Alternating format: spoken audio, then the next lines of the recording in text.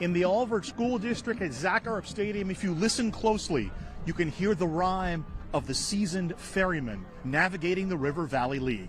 My name is Ghazal Hassan. I'm along with Jeff Gorham. It is a special Thursday night edition of the CIF High School Football Game of the Week, as we mentioned here at Zackarup Stadium. And, of course, we're talking about Ken Batdorf. 28 seasons at the helm of Norte Vista High School, 193 wins, 2 CIF final appearances, and according to you, Jeff, a lot of lettuce-wrapped burgers. What can you tell me about Ken Batdorf, specifically how he's established an identity to this Norte Vista team? Well, he attacks football like he attacks cheeseburgers. He goes after it. He is tough. His kids are tough. And I'll tell you, he's been here, you said 28 years? I've been saying he's been here 74 years. He might have been reincarnated, but I'll tell you what, he is one of the toughest guys I know and one of the best football minds I know. Well, we move over to the Claremont Wolfpack, where the visiting team, they'll face Norte Vista in their home opener, and they come in playing pretty well. Last year, Shane Hiles' first senior class won the San Antonio League. They went 4-1. They shut out 4 of their 5 teams, only allowed points in one game. That was against San Dimas. They allowed all 24 points they allowed last season in that one game. So this game, Jeff Gorham, a little bit like the movie Heat. Okay, Norte Vista, they scored 42 points last week on the road to Hesperia. They like to take scores. Claremont likes to stop teams like Norte Vista. How's it going to shake out? I don't know if you can stop the smash-mouth, child abuse offense, as I like to call it. The great Ken Batdorf teams have great running backs and a phenomenal offensive line. It will be tough to stop, even for Claremont. All right, when we come back, we'll have the sideline man, JT Ibarra, give you some insight on this game. But it's the Thursday night edition of the CIF on Riverside TV coming up next. We are proud of the Riverside Police Department's tradition of integrity, service, and excellence. RPD officers are disciplined, well-trained professionals who always lean forward to make our community safer and more livable. We are always looking for mature, educated men and women who want to apply their courage and judgment to serve the people of Riverside. If that's who you are, we want to talk to you.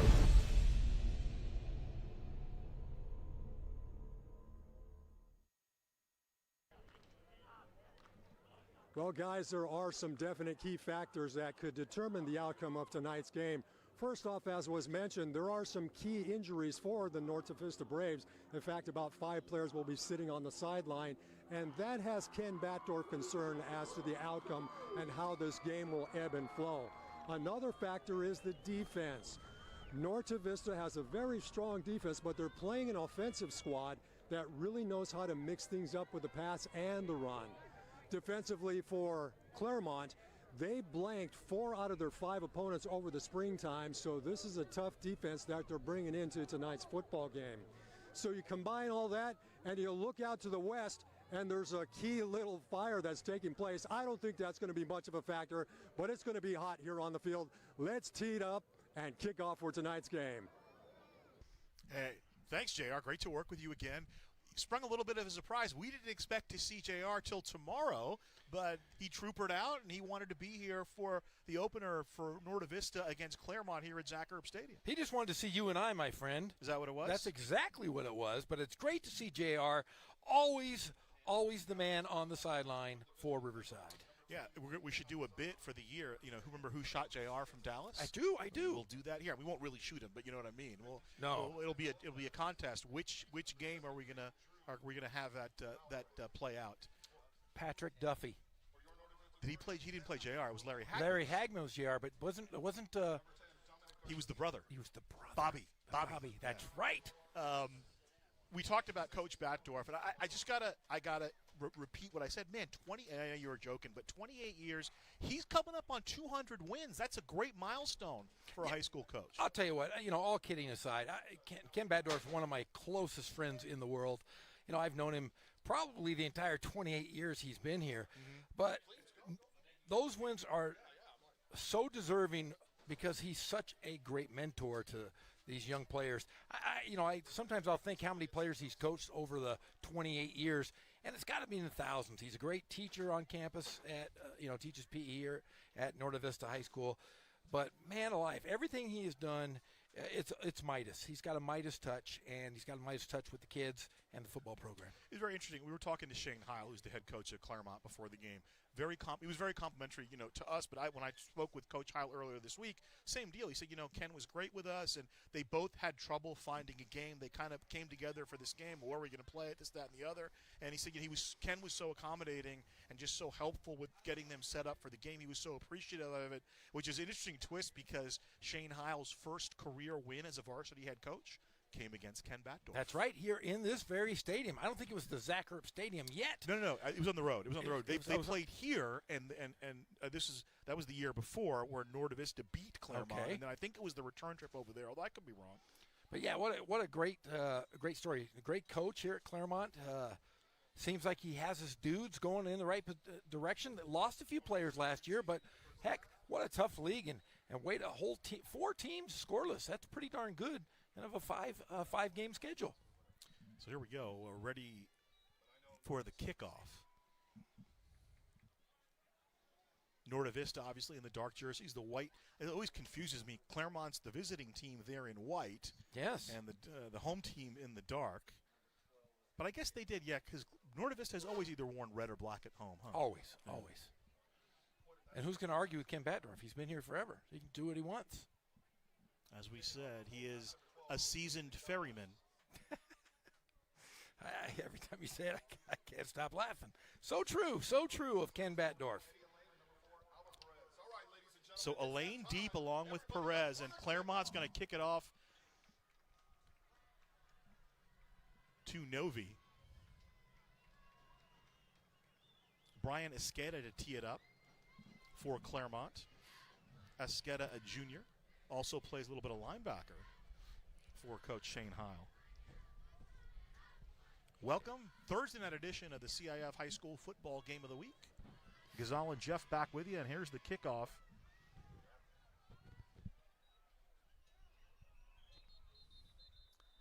And whistles.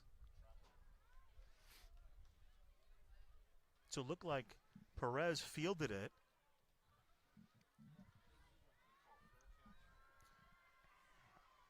And they're spotting it at the 16. I don't know what happened there. They're gonna have to re-kick. Yeah, I can't imagine you call for a fair catch on a kickoff. I sure hope not. Well, in some situations, if you're trying to kill the clock, but this is the first quarter. It's like a sacrifice bunt with 2 outs almost, right?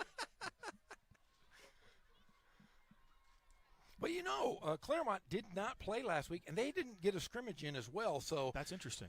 We talked a little bit last week of the jitters of the first game, but these guys haven't even had a practice game, so it could be a little sloppy as we saw at times last week. But overall, I think we had a great start to our season.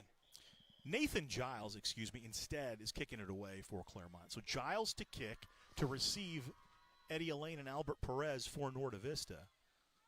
And this will be Perez from the 12. Sweeping to the left, taken down as he crosses over the 30-yard line, tackled by Jack Magallanes. And the ball will be at the 33-yard line of Norte Vista. No surprises as to what Ken Batdorf's going to do, Jeff. They're going to run that offense, that double wing. No, he said he was going to throw at least 10 times tonight.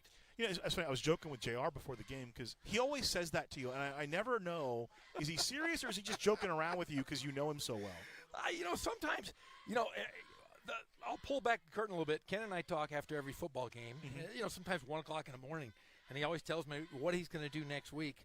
Let's see if he comes out throwing the ball like Eric Coryell. 1st and 10 from the 33, that very familiar Norte Vista tight set.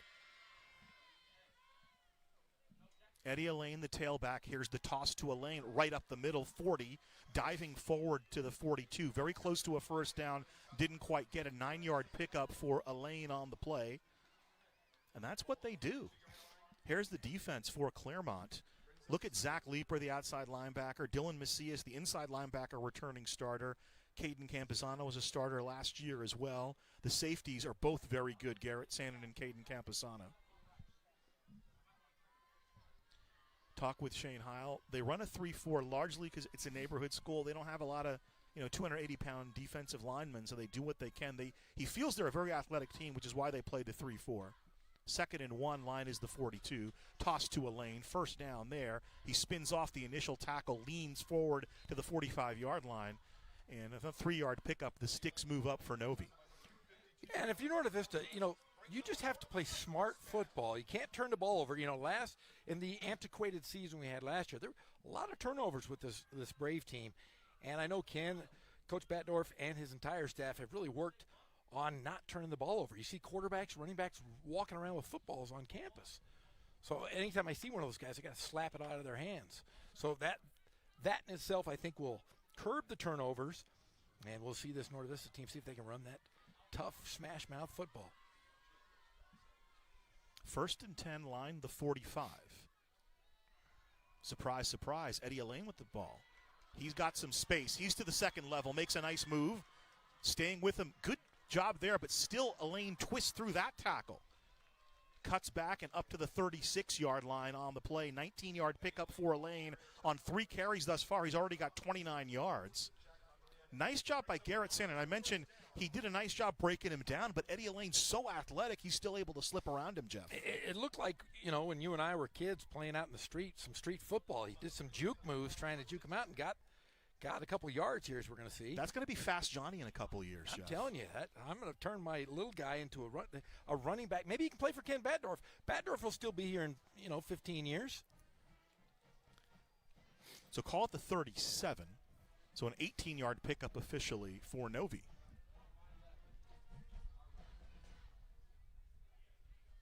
Elaine again, the tailback. Option. And it was snuffed out. They'll lose yardage back to the 40-yard line. Dominic Garcia, the quarterback, kept it to himself. Dominic Garcia's got some, what do they say in baseball? It's flow? Is that the hair, the cool hair? What do they call it? There's always a term. I've been watching a lot of Little League World Series, and they talk about, look at that guy's flow or his dew. He's got a good dew. So they marked it to the 38. Back to the 37. So they didn't rule the loss back to the 40. Clock still moving. 2nd down coming up. So Eddie Elaine ran it the first 3 times for 29 yards, and Dominic Garcia tried it, and Claremont drops him in his tracks. They were a pretty good run defense, Jeff. Yeah, you can tell. They're athletic and they're quick, like you had mentioned prior to this game, and they're showing everything they can to really, they're just going to key on Elaine, but, man, they were really quick to jump on Garcia.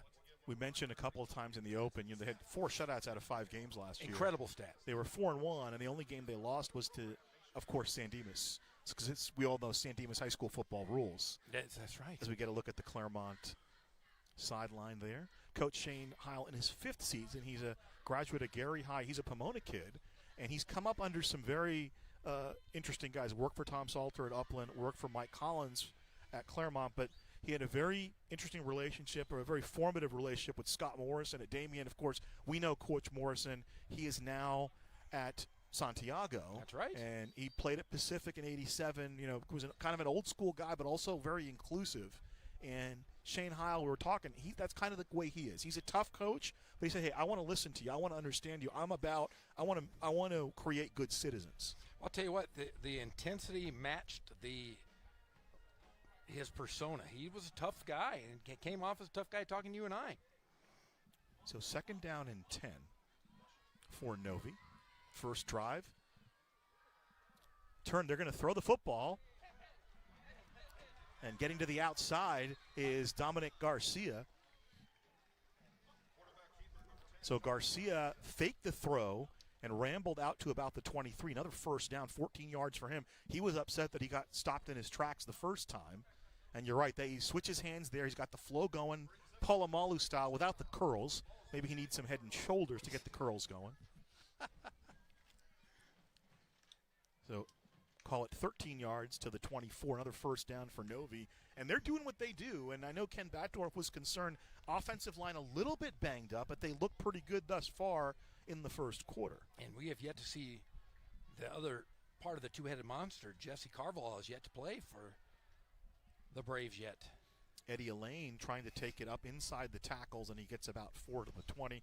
And, we've seen Eddie Elaine for 4 years now, and I was so impressed with him.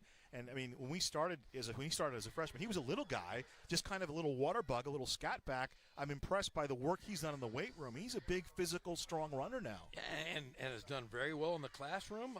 Some schools in the Mountain West are looking at him.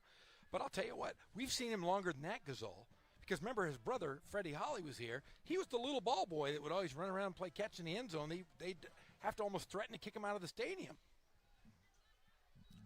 From the 20, it's a 2nd and 5. Jimenez in motion, resets. Toss to Elaine right side, trying to get the edge, and he's down inside the 20. Finishing him off was Garrett Sanin.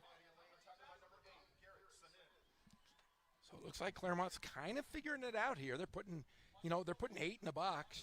Yeah. Coach Hiles told me his safeties are very good tacklers, so you'll expect there's Camposano over top and Sanin underneath with the tackle. So a 3rd down coming up, big play here for the defense of Claremont. Now, for Novi, it's 4-down territory. They're thinking 2 plays here, right, Jeff? Of course they are. Of course they are. Like I said, we have yet to see Jesse Carvajal. And I'll tell you what, he's a heck of a player as well. Great guy to run behind if you're Eddie Elaine or you don't want to get run over by that young man. They called him Turbo. That was his nickname. All through, junior tackle and so forth. But I addressed him as Mr. Mean. I think that's a better nickname because, Turbo sounds a little junior high-ish. Mm-hmm. Trying to sound mean. But Mean just sounds he could go a lifetime by just being called Mr. Mean. Yeah. Timeout. So 2nd timeout taken by Ken Batdorf here. So obviously either not sure about something or Coach Hiles giving a look. Now, the defensive coordinator is Coach Hiles' son. He's running the defensive unit for Claremont. His son Anthony runs the defense. And I was talking to Coach Hiles. He considers himself more of a defensive guy, but runs the special teams, and he likes to delegate. Here's Ken Batdorf, 193 wins. He got his 193rd last week at Hesperia. But that last number is what I like. In his last 104 games, he's 78-26. He's won 3 out of every 4, Jeff. So he's about 75%. Yeah. He's about a 75% free throw shooter. That's a good free throw shooter. Yeah. 3rd down.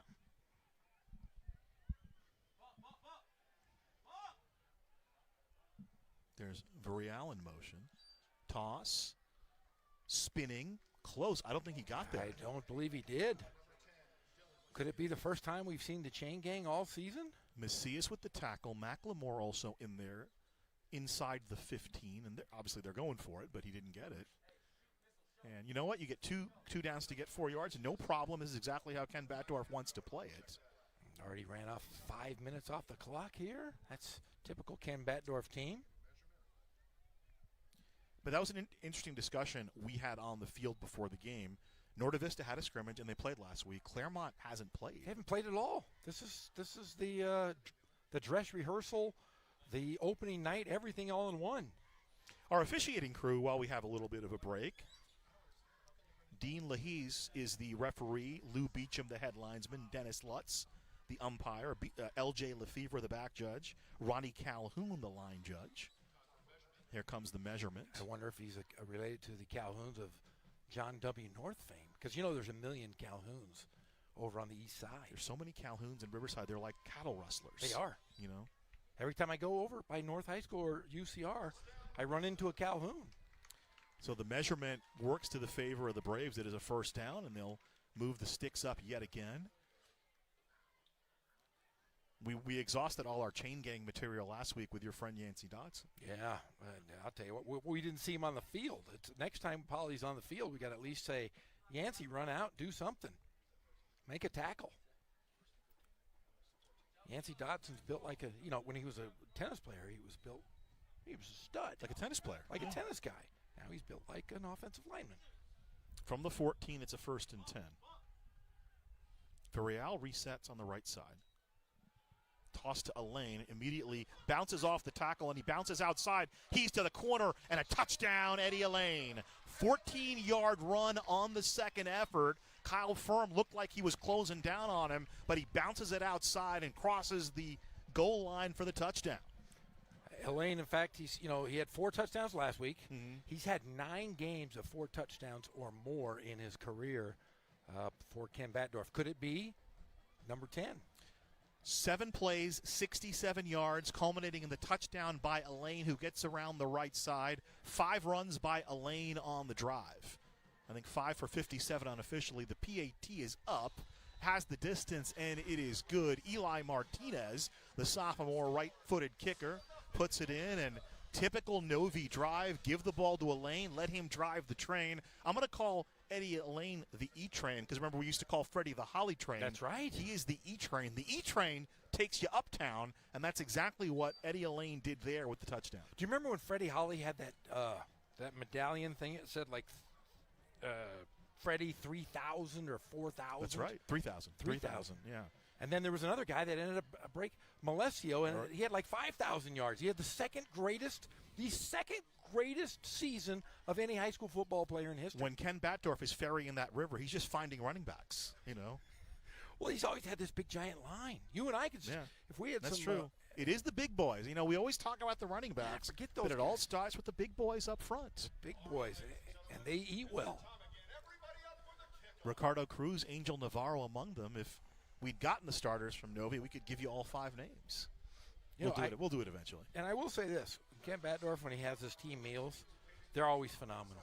And that's one of my favorite things. But Ken Batdorf pulls out all the stops. So Martinez kicking, Camposano and Fern are the receivers.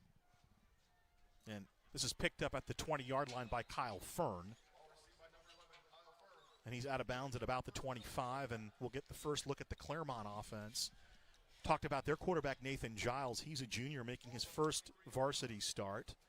Giles moved up the ranks, played on the freshman squad and the JV squad. Caden Camposano is their playmaker, but all 3 of their wide receivers, Leaper, Vade, and Fern, can go up and down, and the big boys up front. Watch Anthony DeLoach, the big fellow in the middle. George Gaeta, their right tackle, checks in at about 320.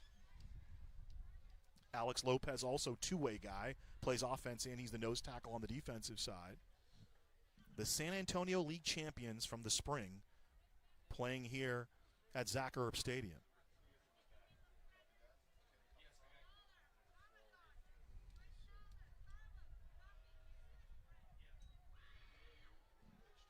So here's the toss to Camposano trying to find the right side, and he's met there by a cavalcade of tacklers. First guy there is Garcia, Vincent Garcia, the junior. Another look, good job stringing it out. Good pursuit. You see 4-5 jerseys there by the time Camposano gets there and maybe gets back to the original line of scrimmage. That's that Andy Martinez defense, the great defensive coordinator for Novi.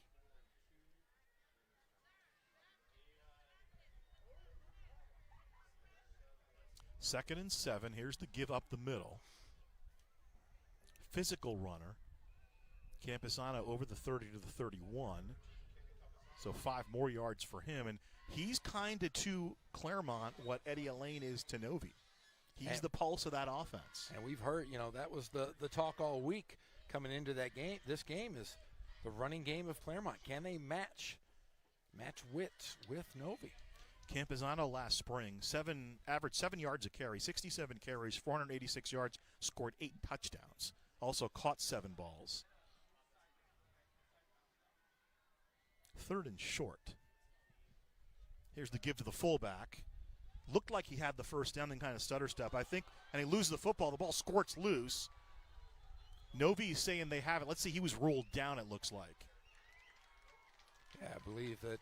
The line judge, Ronnie Calhoun, is just standing at the 33 where it would be a first down.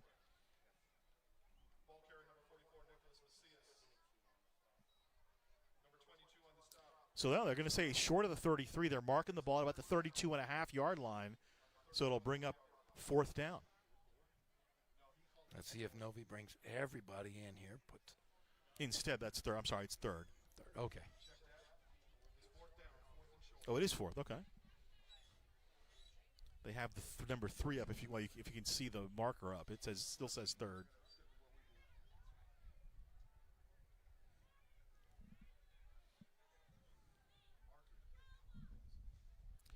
So 4th and 1, here we go. Shane Howell going to put the chips on the pass line. Let's see what happens. Looks like it's going to be against Claremont. Flag on the play for, it looks like illegal motion. Yeah, that's what they're going to call. Dean LaHeis, our referee, the white hat. Oh, it's delay. Delay? That's surprising. See, that's first game jitter right there. I mean, that's a first game mistake that you would get. New quarterback, has not played varsity before, and yeah, a team that hasn't played another team, and it's the first game. Those are the things that are going to happen.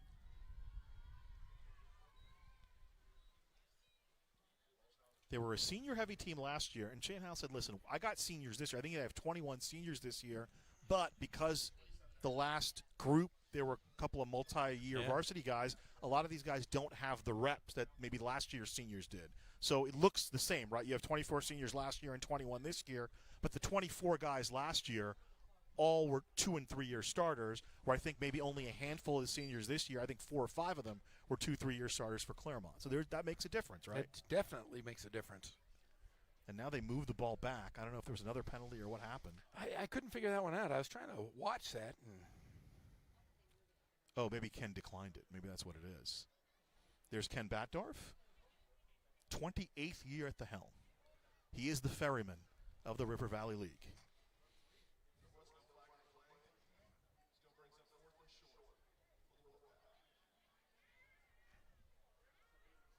So here we go. Tight set for Claremont. Direct snap to Camposano, and he'll make the first down.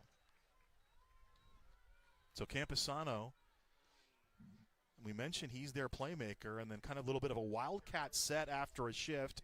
Early trickeration. Good pull there, opening up some space. He didn't actually make a block, but Julian Zacharias on the pull kind of moved some personnel around, and then sliding inside of him was Camposano for the first. Moves all the way up to the 38, so a 7-yard or a 5-yard pickup on the play. Wildcat again.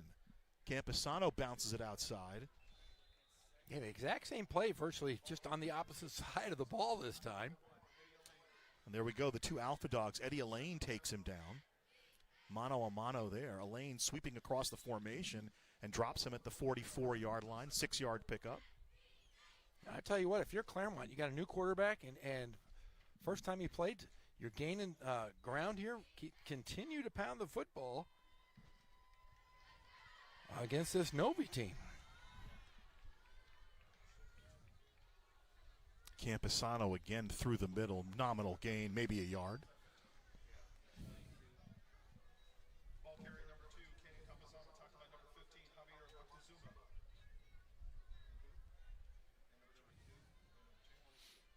So Moctezuma breaks through there and makes the tackle. He's the senior. So he crossed over the 45. First down to the 48. So call it 3rd and 2. Camposano, he's got it. Driving the pile, still on his feet, finally dragged down in Norte Vista territory.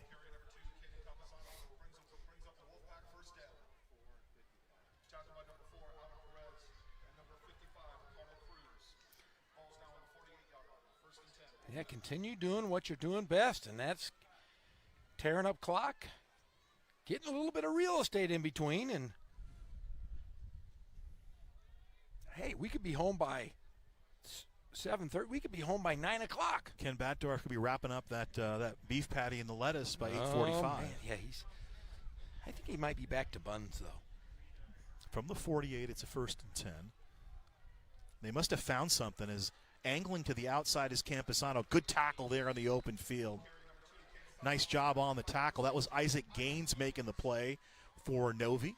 Isaac Gaines, a tremendous athlete for the Braves. Great speed, great hand-eye coordination, good basketball player as well. But he's one of those guys that you need on the outside. He's so quick. And I would dare to say Claremont might not throw to that side of the football. 3 yards in a cloud of dust, and we'll see the quarterback, Nathan Giles. Haven't seen him for a while. Caden Campuzano's been shouldering the load. Now they're back to a normal formation. The Wildcat was kind to them, though. 2nd and 7. Here's the give, dancing outside, driving with the ball is Brandon Cole, the junior, for Claremont. So Cole up to the 43. Couple more yards, 3rd and 5 coming up. Ricardo Cruz with the tackle for Novi.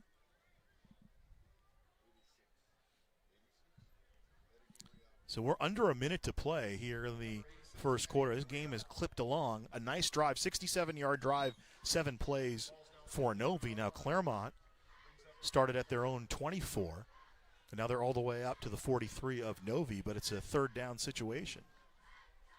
Campusano back in the backfield.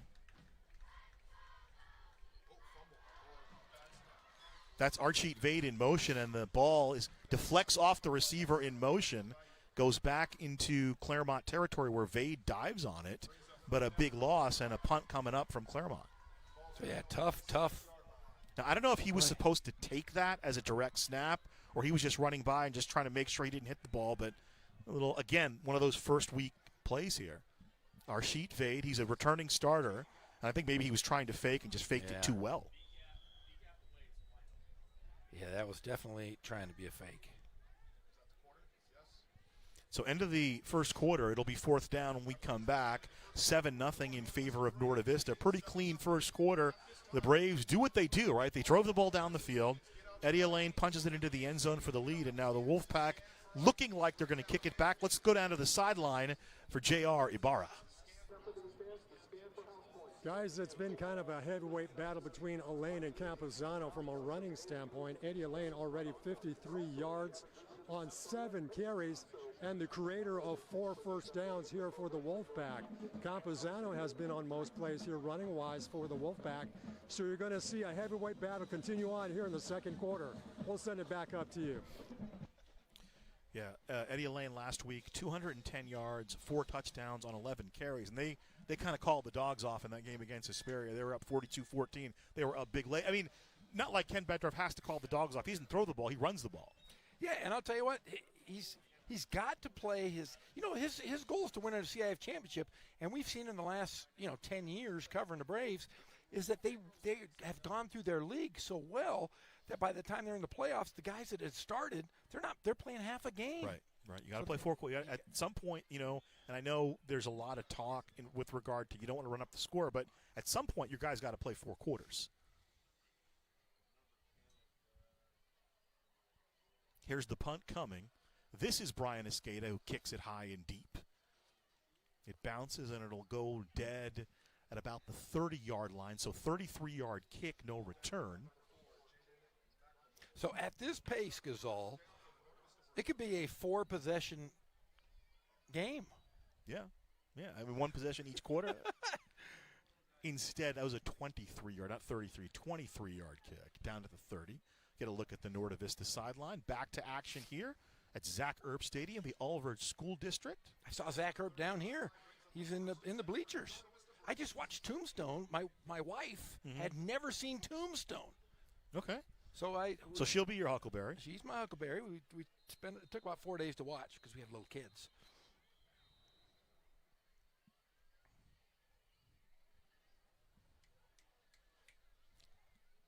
Clock still says first quarter.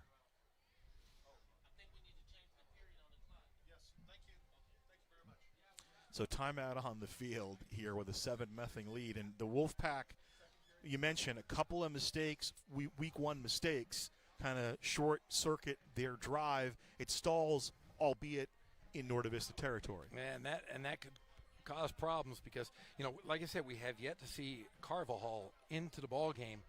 I think he's going to start coming in here in the second quarter. And I'll tell you, you've got Carvajal and you got Eddie Elaine. Those are 2 tough backs. Yeah. What'd you say his nickname is? They call him Turbo. Turbo? How about Tugboat? Tugboat's a good one, too. Good one. Carvajal, 5'8", 200. Go Tugboat with him, right? Yeah. Good kid. He's kind of mean, though. You need him to be mean to run. Tugboats. I think they're probably a mean ship. Or would you say a tugboat? Probably tough. A tough ship. A tough ship. Tough ship. From the 30, Novi running that offense.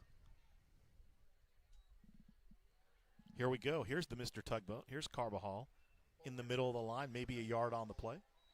It looked like the timing was a little off on that play there. Anthony DeLoach at the bottom of the pile.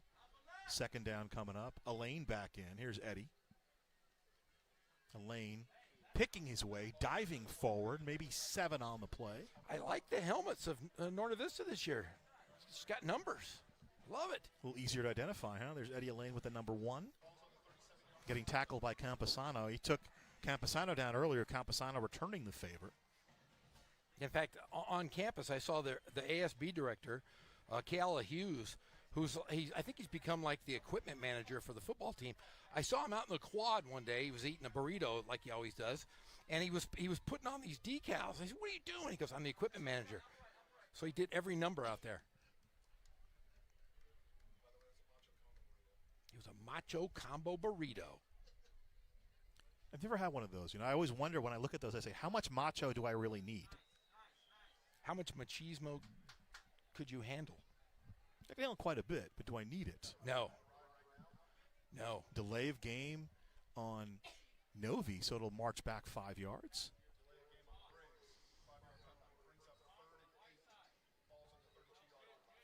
So it looked like Benito Ceballos was the intended rusher on that play. So here we go. This is where the wheels start to turn, Jeff, because Coach Batdorf now is varying his personnel.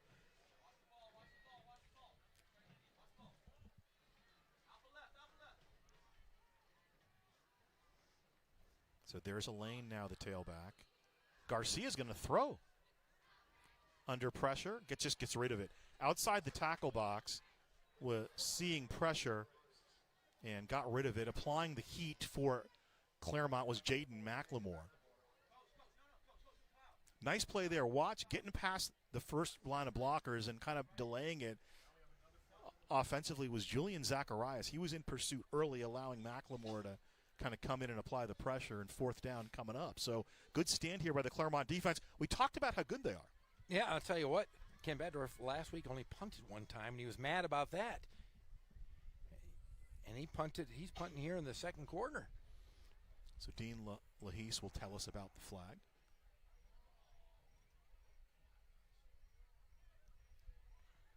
And it looks like it's going to be against the Braves.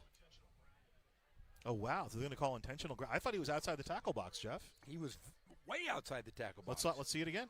Break it down for me. See, he goes to us. He's going to do a wheel. Let's see. Yes, he was outside of the tackle box. Bad call. Here's the punt coming up from Novi. Fielded at the 40 by Camposano. Camposano over midfield. Outside the 40, bumped out of bounds at the 35-yard line.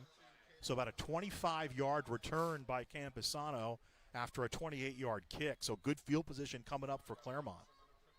Camposano, though, very, very good ball player. We've called his name quite a bit. He gets on the outside there. Showed some quickness. Maybe that's why he did so well. A block in the back called against Claremont. So they'll move it back. They originally were going to start just inside the 35. Let's see where they mark the football.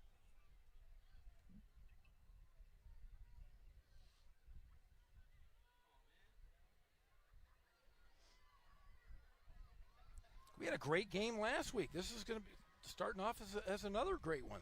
We got another one tomorrow. We got the local rivalry. We've got King versus Ram High. Yeah. Ramona and King, an old Ivy League matchup. It's going to be great. Can't wait to call that game tomorrow night. We've had. So we're going to mark it back 10 yards to the 46-yard line of Novi. 7-0 Novi. A 16-yard run by Eddie Elaine at 6:57 of the first quarter. See, every time you say Eddie Elaine, it brings me back to my Mr. Rogers days. Why? Remember Lady Elaine? Oh, Lady Elaine. So when you say it, it has the same kind of rhythm to it, and I perk up a little bit. E-Train. I'll call him the E-Train from now on. Yeah, you have to do. Wasn't there a little train in Mr. Rogers as well? Didn't he have a yes, train? it was the trolley. Trolley. There you go. I like to go home and take off my shoes, my sweater, and feed my fish. If we did that every day, the world would be better. We'd be a little more organized, a little more process-oriented. That's what Fred Rogers was trying to teach us. I do that now. You learned your lesson well, Jeff. I did. I've got fish I've kept alive for more than a month. Full house backfield. Here's the give off to Campusano. Past the first tackle, but not the second. He'll maybe get back to the 46.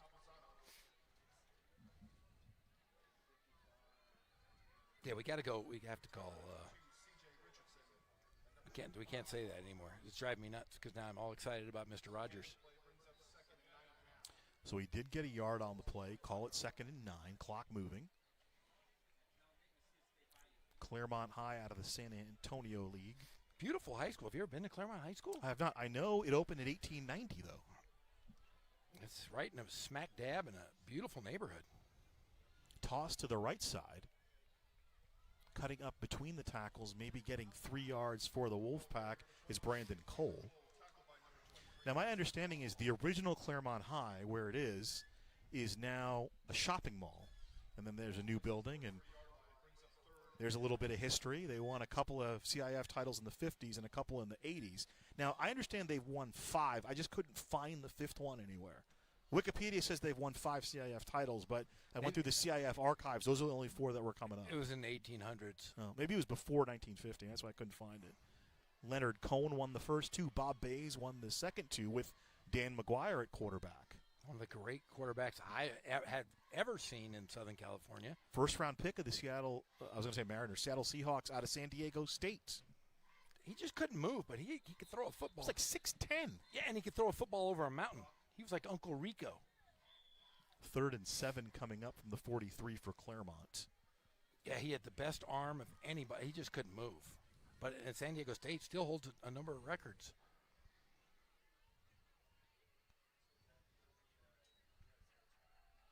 Toss to Campusano was kind of a precarious toss, but he gathered it in, trying to navigate for more yardage, and just gets back to about the 43-yard line. So 4th down coming up. Nice pursuit, and you watch the defense for Norte Vista, and they kept their lanes. This is clinic in defensive integrity. Congrats to Andy Martinez for teaching this. In fact, it looks like he got up to the 37, and they pushed him back, and all the way back to the 42-yard line. So, yeah, great defense. Of course, want to send our thoughts to Coach Martinez. He's coaching with a heavy heart this year. Yeah, his wife has just passed away, and we'll talk a little bit about that. I think it's something that we can address. And they're married 50 years, correct? Is that what you told me? 50 plus. Yeah. 4th and 6. Fern comes in motion. Flags come in. A flinch. Looks like it's going to go against Novi, Jeff. Yes, it is. Going to be a little offsides there. But, talking about Coach Martinez, his wife, like we just said, had passed. I talk a lot with him, and the one good thing, the one thing I can say is, I gave him my sincere. I did as well. I mean, I did it online, but I did. And he stopped me in my tracks, and he said, "Hey, I had 50 plus great years, nothing to be sad about." Yeah. And the toughest thing I think for him is, his wife would drive him to practice every day, and pick him up, and she was his backbone after these football games. Right. But Andy, a tremendous man, and he's tough. He's just a tough guy. Marine, right? Yeah, and he's back out, and I think this is going to be healing for him because, football with he and his wife was always so important, and I'm glad that he's continuing to coach and not staying at home. But he's got a great family, great children. Right. And well, that's the important thing. He's got that support system. He's got a great He was pretty open about it. I mean, he tweeted about his loss, and I was able to reach out to Coach. And he's always been great to us. He's been at Novi the last few years. He was at Hillcrest before that. He's always treated us really well. Great guy, and very, very focused, laser focused when it comes to. I mean, and his players, they all kind of move on. He's coached a lot of players who've gone to play at the next level. Timeout called by Claremont. So both teams have used 2 timeouts here in the first quarter, or here in the first half. Yeah, they haven't been on the scoreboard, but both teams, trust me, both teams have used 2 timeouts. I assure you. What's the line from Clerks? I assure you we are open. Hey, Clerks is coming back. Did you see that? Filming a new movie. I love Clerks, but do we really need it again? I don't want it 35 years after the first one. I mean, I kind of moved on from Clerks once Mallrats came out. I don't know about you. I did. I did as well. Some things are good in their time, right? I've always believed that.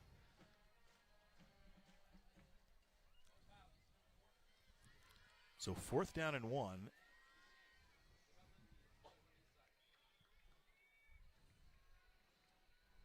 Full house backfield.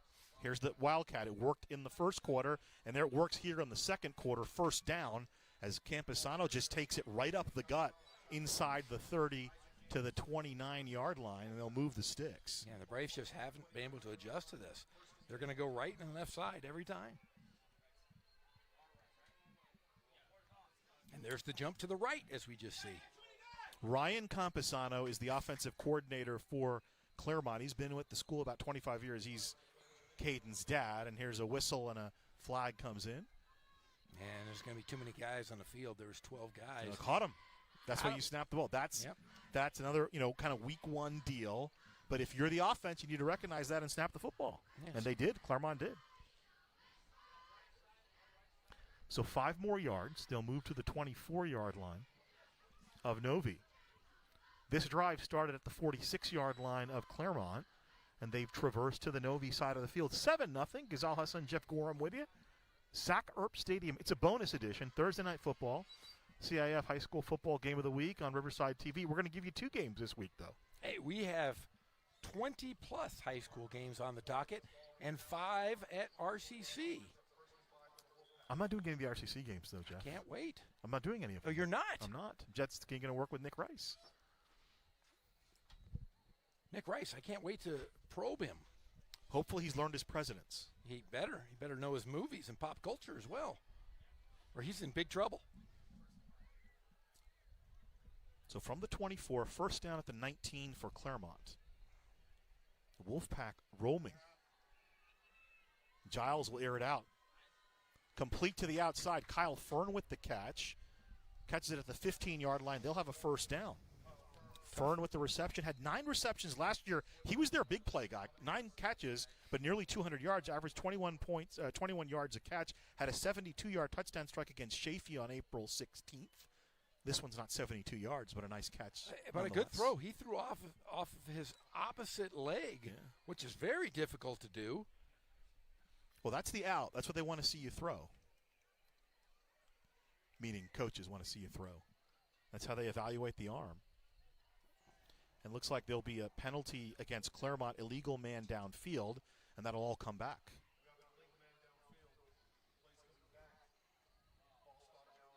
I like Dean LaHeis. He's our official today.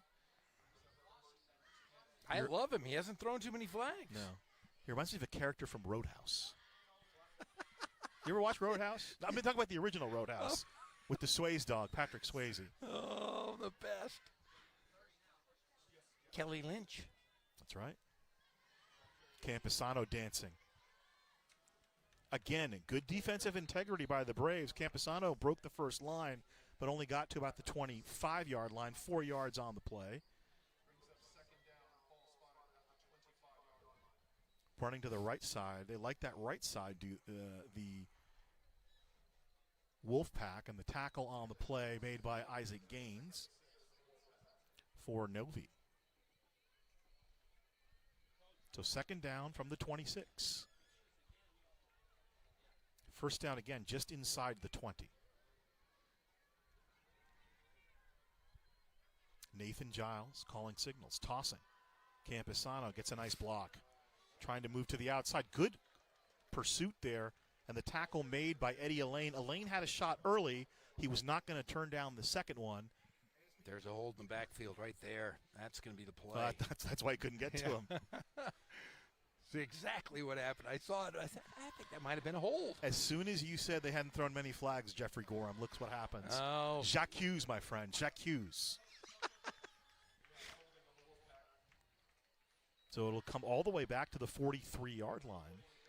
Well, we called a game, 2 years ago or 3 years ago? It was like, we got out like at 11 o'clock. There was flags all over the place. Probably one of those passing. Probably one of those North. It was at North. It was North. Oh, no, was it North? It was at North. Oh, is that when they had Satcher, who's throwing the ball all over Yes. the place? He threw 48 passes that game. That's Nick right. Satcher.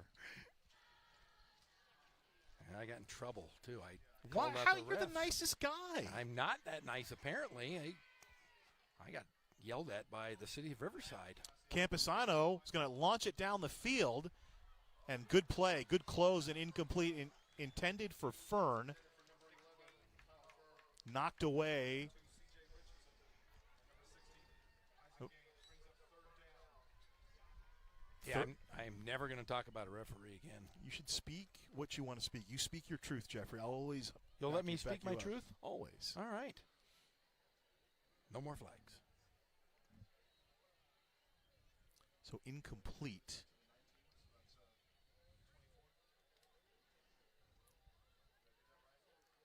Third down coming up. Let's just say third and very long. They need to get to the 19, just inside the 20, actually, not quite the 19. Camposano had thrown a couple of passes last year, so that wasn't complete surprise. Here's the screen to Camposano. 40, 35, and then he's hog-tied down at about the 34-yard line, so 9 yards. Bring up fourth down and 10. I think they're going to get That's a extra- block in the back right there. right there. But if there's they throw the flag out here. Mm-hmm. Eddie Lane with the tackle. Let's see who they get.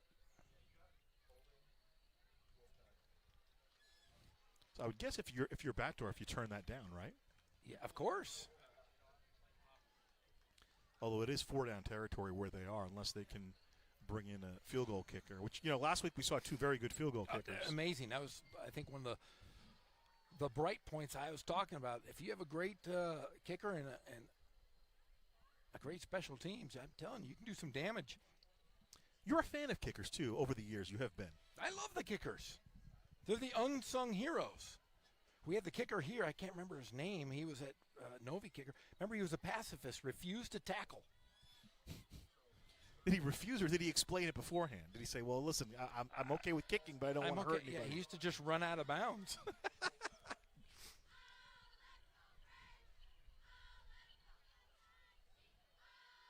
He was a soccer guy. They usually just fall on the ground anyways. So he declines the penalty.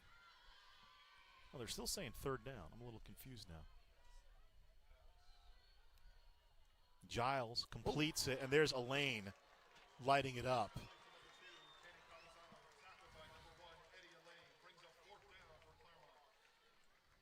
I mean, they're just squaring off. Elaine and Camposano, they're the 2 alpha dogs. And there you go.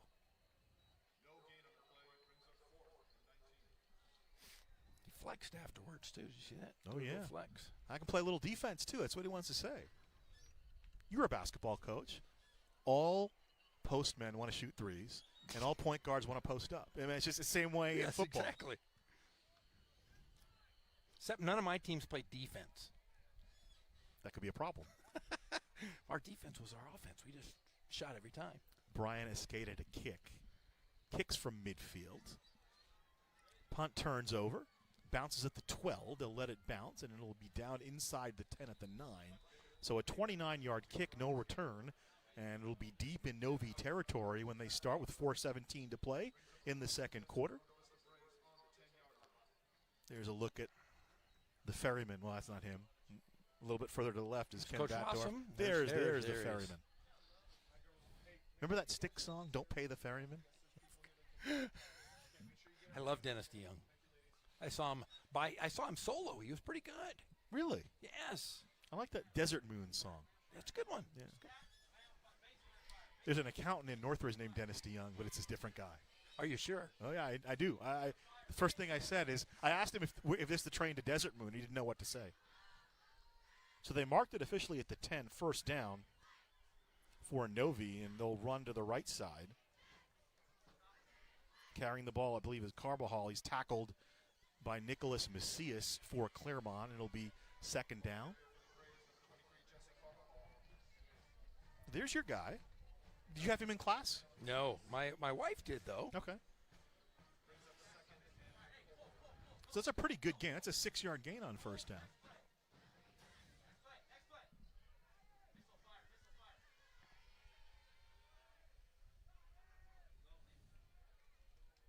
There's Carbajal bouncing up for the first down to the left side. Combining on the tackle for Claremont, Anthony Deloche and Zach Leeper. So Carbajal moving the sticks. Novi moves up to the 23-yard line, clock ticking. The one advantage could be that Novi can't really throw the ball because Claremont can't stop the run, but as long as you don't give up a big yardage, big gash, you can kind of hold them a little bit. Toss to the outside to Carbajal, trying to pick his way, find some room, which he does. Squirts up to about the 28, so 5 more yards there. Clock continues to tick. Yeah, he told us 10 passes. Hey, I think he really meant it, but then I think he gets so into the game that he just says, I can't do it. Doesn't want to do it. Because the one they threw didn't count. That's right. One timeout each.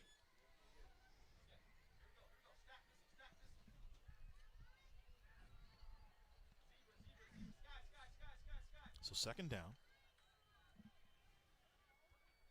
Elaine in motion. Elaine drops the football. He picks it back up, trying to make something out of nothing, and the Wolfpack swarm about him and drop him back to the 20-yard line. So about a 5-yard loss on the play. Third down coming up.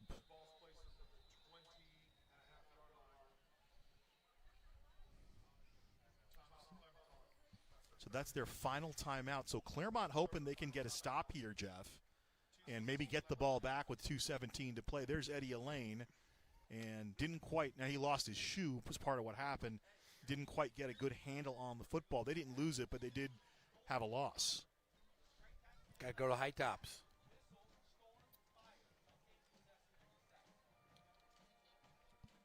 Claremont. It's like the old sneaker game, the Giants and the Bears. Remember, the field was frozen solid, so they went in the locker room and put sneakers on. That's right.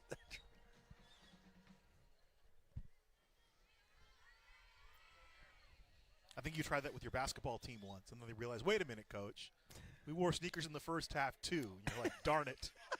I thought you guys would play better if you didn't know. Playing your socks. Some of the teams I had, I think they looked like they were playing in their socks. I mean, look, you never had elite talent, but your teams always played hard. Yeah, they played because I was mean. I was harsh. Were you like Bobby Braswell, but you didn't curse? Like Bobby Braswell was mean without cursing. How hard is that? That's really hard. Yeah. Third down. Here's Garcia throwing. Incomplete. Intended receiver on the play for Novi was Isaac Gaines. He was in the space. So Garcia with the play fake. And he had the receiver in the right spot. Good coverage, though. There were 2 white shirts in there. Jaden McLemore was there along with Garrett San and the safety and a punt coming up. So the strategy by Coach Heil of Claremont pays off using the final timeout.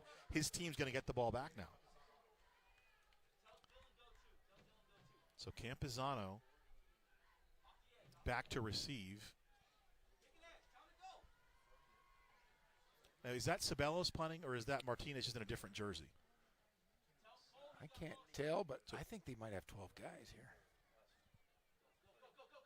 High punt, or high snap. The punt's away. And bounces in midfield, and it'll down at the 35. But it will be Norte Vista football because they clobbered the kicker. We were just talking about kickers, how you feel about kickers, and they just hurt the kicker. They clobbered him. Doesn't look like it. I don't see a flag out there, Jeff. Oh, yeah, it's right there. See, you have the wall in front of you. Our white hat down there. Let's see. Oh, there it is. Personal foul. Oh, roughing the kicker. There you go. Yeah, I told you. They clobbered him. So that's a field goal. That's a first down. That's a first down. That's Novi football again. So week one, we talk about you haven't played a lot, and Claremont hasn't played a game, so mistakes are going to happen like that. But this one could be costly. It keeps the Braves' drive alive. Your defense just puts up a great stand, and you give the ball back to Novi. Yeah. It's like when you don't box out in basketball. You have you play great defense for 28 seconds. You don't box out. That next 3 always goes down. Yes, right, it Coach? does. Yeah. And that guy who didn't block out goes to the bench.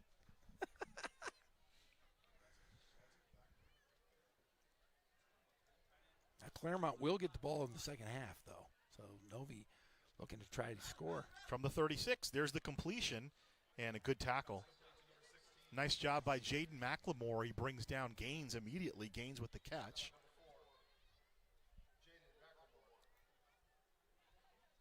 So 2 passes tonight. We got to mark that on our tally. That's 2 throws. He's got 8 more. 90 seconds to go here in the first half. The lone score of the game came with about 7 minutes to go in the first quarter. Eddie Elaine, on about a 16-yard run, had 53 yards on that first drive. It was a drive of 67 for Novi.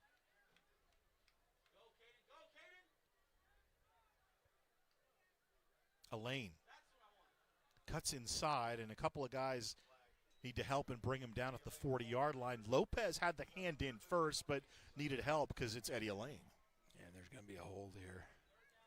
Nice give to there the it is E-train. right there. So Pohl and Macias kind of clean up, but it was Lopez with the initial resistance to allow Elaine to have to slow down. And a hold on Novi, so it'll come back. So I might have declined that. Because now they're going to have the down over. So ball back to the 25-yard line.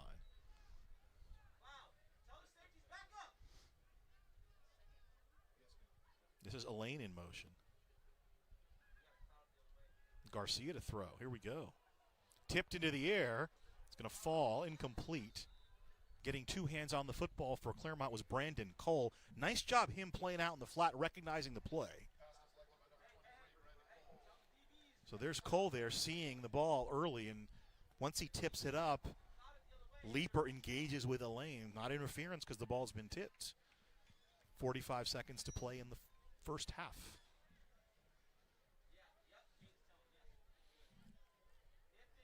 So if nothing else, the penalty... And try to run this clock out here if they can. If nothing else, the penalty just wiped out the time, right? It sure did.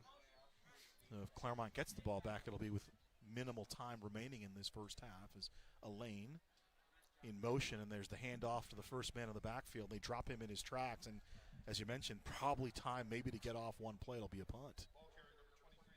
So Carbajal with the carry. Good play by Lopez there. How about that? Stout. I mean, they're not big, but they're pretty stout up front, are the Wolfpack. Very quick on the edge. So they're just going to let the clock run down. I don't think there's any difference between the play clock and the game clock, and that'll be it. The first half will expire here at Zach Earp Stadium. Allward School District, Novi, and Claremont. Rematch for the first time since 2017. And the clock runs out. A 7-0 win, or 7-0 lead, for Novi. Will throw it down to the sideline to JT, or they call him JT, J.R. Ibarra.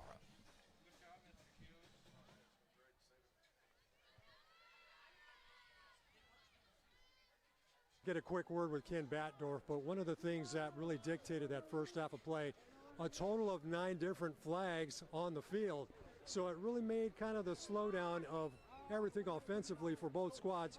We'll get a chance to talk to Ken Batdorf right now. Coach, how would you assess that first half? Sloppy. I mean, there was some good things. I mean, I was really impressed with our defense. I saw us really fly to the ball. I saw Eddie with some great closing speed to make some nice plays. But offensively, we're not getting off the ball like we should. I know we're missing some guys, but we're still making mistakes that we shouldn't make. Seems like defensively you guys still kind of held your own in the first half. I was really, really pleased with the way the defense have played. They flew around, they gang tackled. Obviously, we held them to 0 points, but offensively, I wasn't pleased at all. What do you want to see different in the second half? More points by us and none by them still. I mean, that's basic, but we need to do a better job of staying on our blocks. I'd like to see us not get pushed around up front on defense. So, we got to do what we got to do. All right, good luck again. All right, thank you. All right, Coach Ken Batdorf, as we were previously mentioning, 9 flags in the first half shared by both teams, North Vista with 5 and 4 for Claremont. So it looks like if they can clean up those different mistakes that are happening here in the first half, should be a much better and much more entertaining second half of play. Guys, we'll send it back up to you. JR makes some good points there. 7-0 the lead for Novi over Claremont. Week 1, you expect penalties to come, but if you're a glass half full kind of guy, you look at the fact that, hey, every game that Claremont allowed points in last year, they lost. Yeah, exactly. And I'll tell you what, it's a little disheartening for the penalties, but none really caused any huge plays that would have turned the game. Well, the biggest one was the Claremont penalty with the roughing the kicker. But that's been Ken Batdorf had talked earlier, and that was one of the things he wanted to work on with his team. Less turnover, less penalties, and I'll tell you what, he's got to feel good. Other than the fact that they're only up 7-0. Starting the second half, Claremont will get the football, and we'll have the second half action for you. Until then, watch the festivities here at halftime. I got the cheer team on right now. I think the band's coming on in a little bit. And Jeff and I will be back to recap and bring you the second half momentarily. This is a Thursday night edition of the CIF on Riverside TV.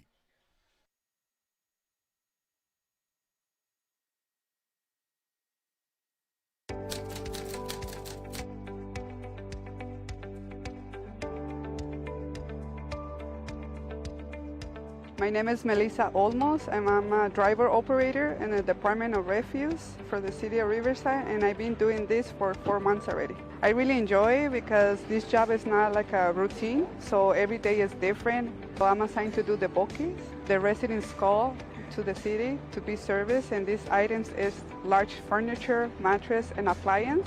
The residents, they have 2 times a year, and these items, I put it in the back of the packer, and the packer crashes and compact these items so I can take it to the dump. My favorite part of the job is driving the truck. Since I was younger, my dream was to be a driver. And now that the City of Riverside gave me this opportunity, I really enjoy it. I'm really proud of what I do because when I go to the residents' houses, I see the faces, they're happy because we're picking up the items they don't want anymore. So I try to get in here because this is a better job for me with a better stability. And I wanted to because I want to set a good example for my 2 daughters that I have. One of my hobbies that I have is go hiking. I like the outside activities like camping, and I also enjoy riding motorcycles. If I have to describe my job in one word, it will be it's perfect.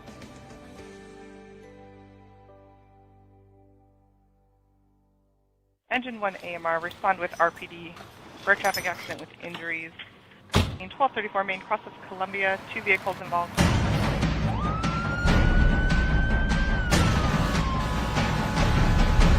Each year, the Riverside City Fire Department responds to 40,000 emergency calls. 431.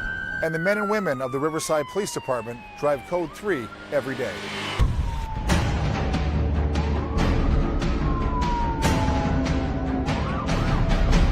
We need your help so you know what to do when you see emergency vehicles. Pull to the right. Pull to the right. Pull to the right.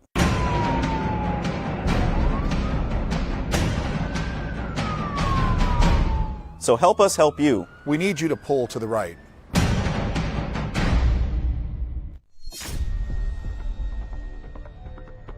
We are proud of the Riverside Police Department's tradition of integrity, service, and excellence. RPD officers are disciplined, well-trained professionals who always lean forward to make our community safer and more livable. We are always looking for mature, educated men and women who want to apply their courage and judgment to serve the people of Riverside. If that's who you are, we want to talk to you.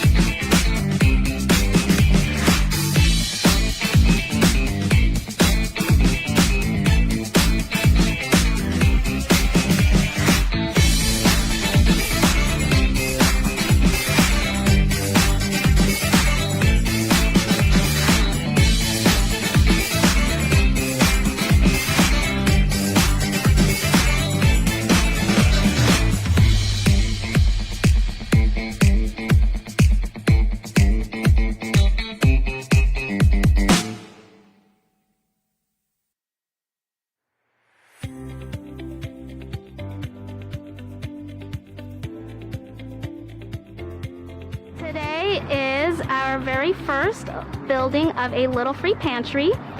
We are building a Little Free Pantry in our community. It will be one of the 26 throughout Riverside that will help fill the gaps of food scarcity here in Riverside. Data is telling us now that 1 in 6 families are hungry. It's about 44% of adults and about 50% of children that are hungry here within our own neighborhood, in our own backyard. Because of the pandemic, there's a lot of hunger out there. There's a lot of families in need, and we hope that this will act as a bridge until families are able to get the food that they need. I think that there are always those times where we are living paycheck to paycheck and we need just a few cans of something to get us by. So these little pantries will serve in that capacity, and we're really excited to see something that will help families in need. And this has been a wonderful collaboration with the Riverside Mutual Aid Network, IEHP, here at Sandals Church, and the City of Riverside. So this has been a fantastic opportunity for community members to step up and to fill a real void in our city, which is food insecurity. So the idea is that if one of these free little pantries in your neighborhood, you could stock it as frequently or as infrequently as you want to.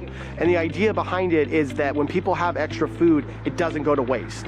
These pantries are just kind of the first step, right, for reintroducing neighbors back to each other, getting folks involved in taking care of each other again, and just strengthening those community bonds that Riverside is so known for.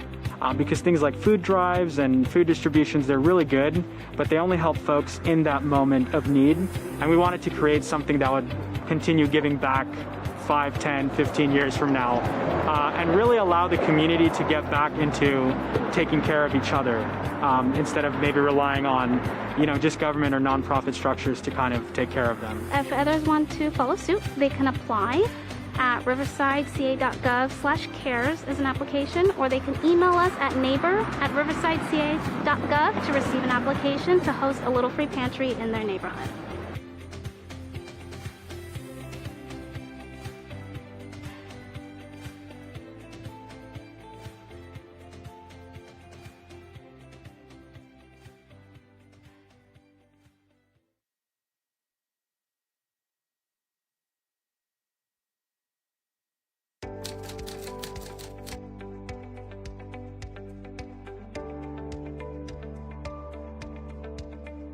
My name is Melissa Olmos, and I'm a driver operator in the Department of Refuse for the City of Riverside, and I've been doing this for 4 months already. I really enjoy it because this job is not like a routine, so every day is different. So I'm assigned to do the bookings. The residents call to the city to be serviced, and these items is large furniture, mattress, and appliance.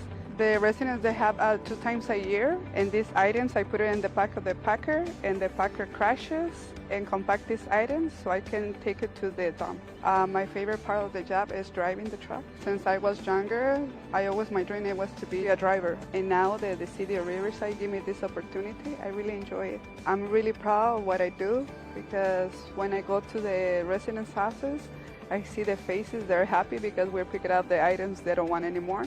So I try to get in here because this is a better job for me with a better stability. And I wanted to because I want to set a good example for my 2 daughters that I have. One of my hobbies that I have is go hiking. I like the outside activities like camping, and I also enjoy riding motorcycles. If I have to describe my job in one word, it will be it's perfect.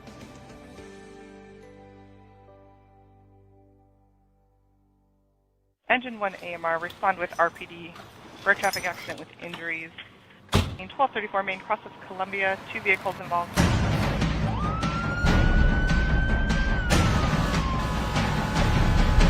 Each year, the Riverside City Fire Department responds to 40,000 emergency calls. 431. And the men and women of the Riverside Police Department drive Code 3 every day.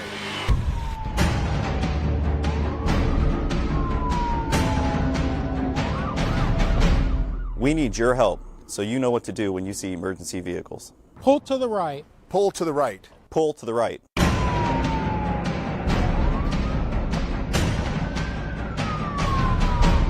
So help us help you. We need you to pull to the right.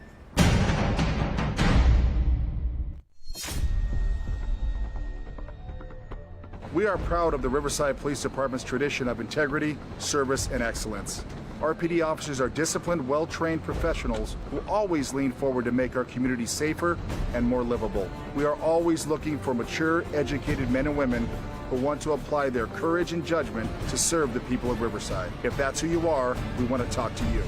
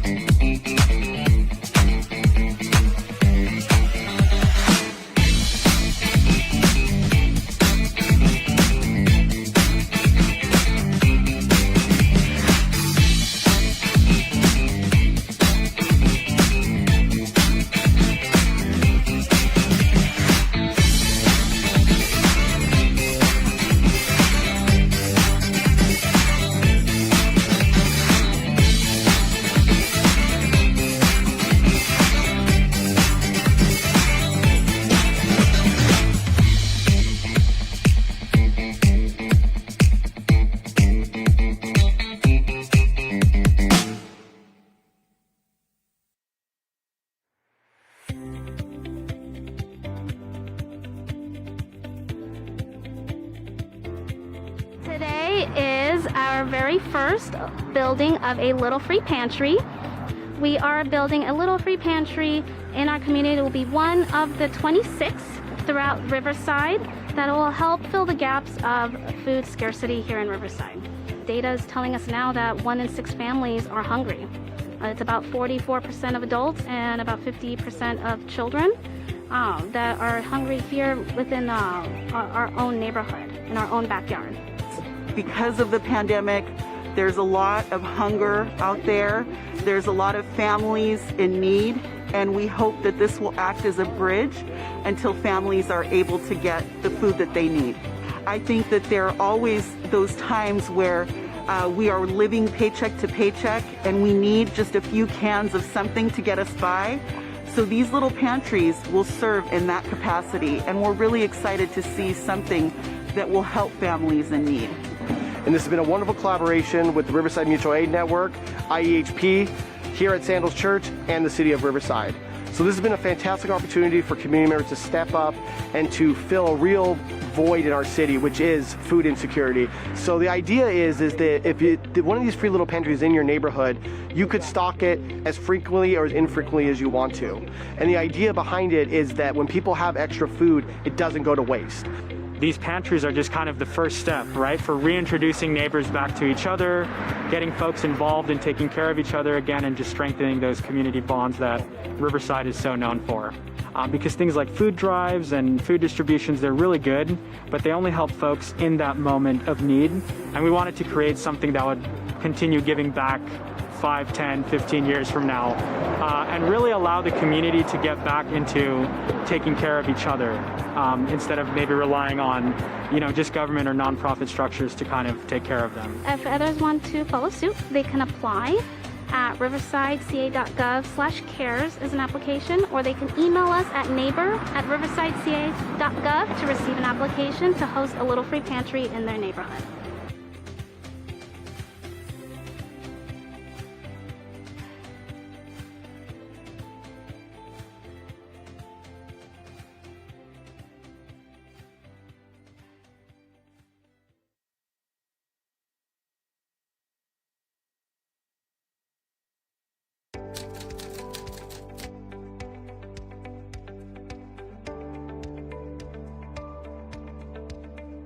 My name is Melissa Olmos, and I'm a driver operator in the Department of Refuse for the City of Riverside, and I've been doing this for 4 months already. I really enjoy it because this job is not like a routine, so every day is different. So I'm assigned to do the bookings. The residents call to the city to be serviced, and these items is large furniture, mattress, and appliance.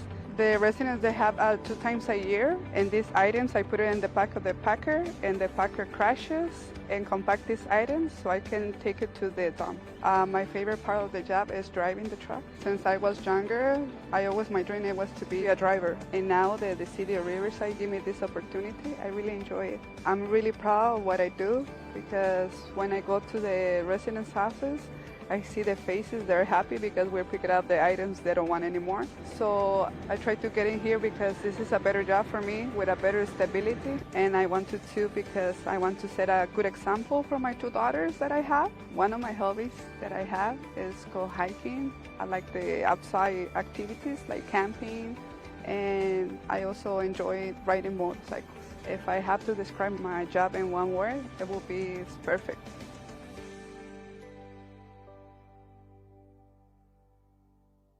Engine 1 AMR, respond with RPD, road traffic accident with injuries. In 1234 Main, cross of Columbia, 2 vehicles involved.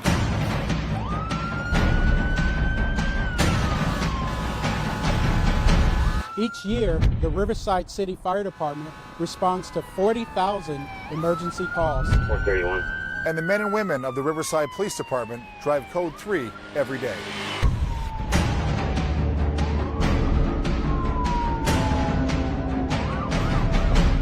We need your help, so you know what to do when you see emergency vehicles. Pull to the right. Pull to the right. Pull to the right.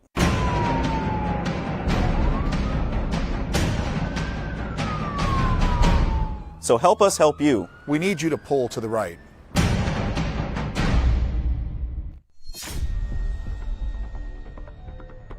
We are proud of the Riverside Police Department's tradition of integrity, service, and excellence. RPD officers are disciplined, well-trained professionals who always lean forward to make our community safer and more livable. We are always looking for mature, educated men and women who want to apply their courage and judgment to serve the people of Riverside. If that's who you are, we want to talk to you.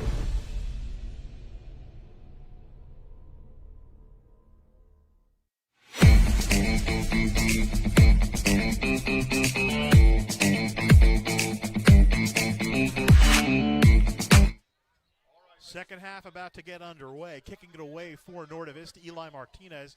Back deep to receive for the Wolfpack, Caden Campazano and Archie Vade. 7-0 Novi. So as I said at halftime, if you're Norte Vista, you have to be happy because if you scored against Claremont last year, you beat them. 4 out of their 5 games were shutouts. They went 4-1. The only game in which they allowed points, they lost. Here's the squibber. Scooped up at the 25-yard line. This is Kyle Fern. He'll dive down at about the 38, and that's where they'll start the drive, meeting the Claremont Wolfpack.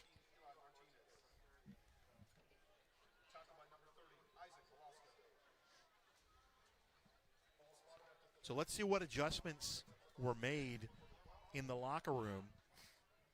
Ryan Campazano runs the offense for head coach Shane Heil.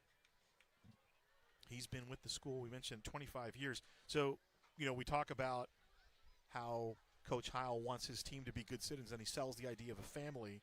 Both Coach Campazano and the D-line coach Ace Gonzalez celebrated their 20th wedding anniversaries about a day apart, and that was a big topic of conversation in the Claremont locker room last year. Toss to Campazano running right. Good pursuit over the 40-yard line. Tackle just over the 40.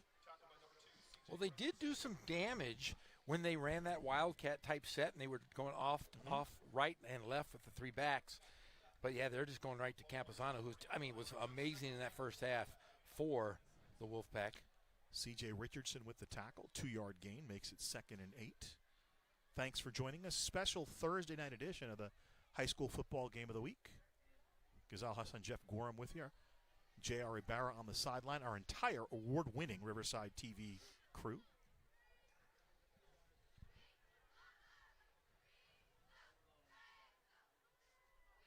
Second and 8 from the shotgun. Here's the give, and the ball's on the turf.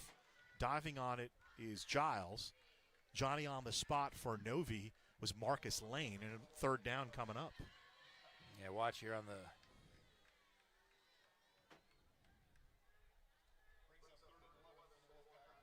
Looks like it wasn't sure what that was, but looked like he was trying to hand it off. I'm guessing Campazano's the senior, so I'm guessing he needs the ball in a certain place. Yeah. He might have just whiffed on it. It's early in the season. You haven't had the practice reps. It's kind of a truncated off season because you played in April. So spring practice is kind of turned around.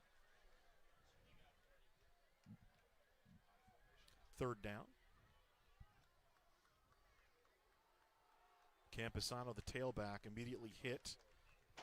Dropped at the 37-yard line, making the tackle for Novi Albert Perez. And 4th down, so a good stand by the defense. Ken Batdorf, as we watched the play again, was telling J.R. Ibarra at halftime, hey, he thought they played pretty well defensively in the first half. They played great defense. He just said he wanted more points. That's his goal. And this guy's just, I mean, honestly, great defense by Claremont, and this has just been a defensive struggle for these two teams. They've done great. Brian Escada to kick it away. I am not a big fan of this, though. I want to see guys run it back. Ken did this 2 years ago. Well, especially when you got a playmaker like Eddie Elaine, why not give him a chance to run back kicks? And the punt down at the 20-yard line, 43-yard kick for Escada, and it'll be Norte Vista ball at the 20-yard line. But he's obviously got a method to his madness. Or does he? Or he just doesn't want to coach it and just say, I don't want to do that. A lot of guys are that way. I don't know about Ken, though. This is 2 out of 3 years he's done this. I'm going to ask him when I see him tomorrow. He's a bit of a madcap, is he not? He's a madcap. Ferryman and madcap, we've worked both those in for the great Ken Batdorf. All in good fun. For those who don't know, Jeff and Ken are very good friends. So very good friends. It's all being said in good fun. And we actually he said some of those things to Ken on the field before the game. 1st and 10 for Novi. Carbajal with the carry, just over the left side. But I couldn't be as colorful because he had his beautiful daughter, Brooke, with him. Baby Batdorf, she's always around Ken. It's funny because she's not quite a baby, but you still call her Baby Batdorf. Of course. She'll always be Baby Batdorf to you, huh? Heck yeah. She's walking around campus saying hello to Is she in high school? No, she's just always around. She's one of those kids. She's like, a coach's kid. Eddie Elaine, the tailback. Villarreal shifts in motion. Running right, Elaine. Finding space. Squaring it up. He's over the 25 to the 27. So 5 yards on 2nd down makes it 3rd and 3. Yeah, I can't really call her a gym rat. That's kind of mean. And does she play sports? She's a swimmer, a competitive swimmer. There you go. So she's a gym swan. Okay. You like that? She's a swan. I was going to say Ryan Lochte, but that probably doesn't have the gravitas anymore. Right. Didn't he beat Michael Phelps once? I was so impressed. He did. He beat him once. And then he beat himself up in a bathroom somewhere after the Olympics. 3rd down. Carbajal squeezing forward, pushing for the 1st down. He needed to get over the 30. Not sure he quite got there. I'm just always impressed. I'm really impressed by people who can play at a high level for a long time. Like a guy like Tiger Woods, who, by the time he's 21 is the greatest golfer in the world. And then he's got to keep playing because that's the whole thing. People say second place is no place. For him, that's literally true, right? Exactly. When you're 21, you're so good. And Michael Phelps, the same thing. When you get to the pinnacle like that, and just when anybody beats you, I remember like growing up in tennis. Remember, like Jimmy Connors and McEnroe and those guys. Oh. But at least they had peers, right? Yes. So they would beat everybody. Then there would be 4 or 5 guys. But like when you're just the guy, that's got to be tough. It's got to be ridiculous. That's like it's like when I played. 4th and 1. Here's Elaine. 2nd effort trying to get to the outside, and they stop him. Let's see where they'll mark it. I think they're going to give him the They first. marked it, yeah. The line judge is walking on the 31-yard line, so it'll be a 1st down. Line judge today, Ronnie Calhoun. So 1st down, Novi. I think when he initially crossed the plane, they marked it right there, and they did push him back. To be fair, that's what they've done. We thought a couple of losses earlier, but they marked it when the tackle, when the knee goes down is where they mark it.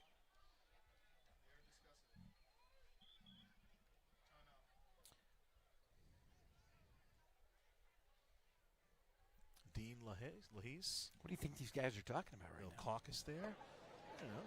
The price of rice in Nebraska. Whether to invest in California ag funds, which if you don't, I would, wine, almonds, and cheese. Man. That's it. I mean, there's people in like Europe that invest in that stuff. So 4th and 1. Right now, the ruling on the field would be first down. But depending on the spots, Claremont thought they stopped. Remember, Lane tried to get more yards, and after the second effort, he got pushed back. And usually, it depends on where you go down, and they'll confirm the first down call.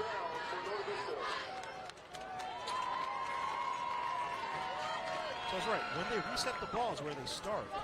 A couple weeks ago, or last week in Holly, they waited for the snap. That's right.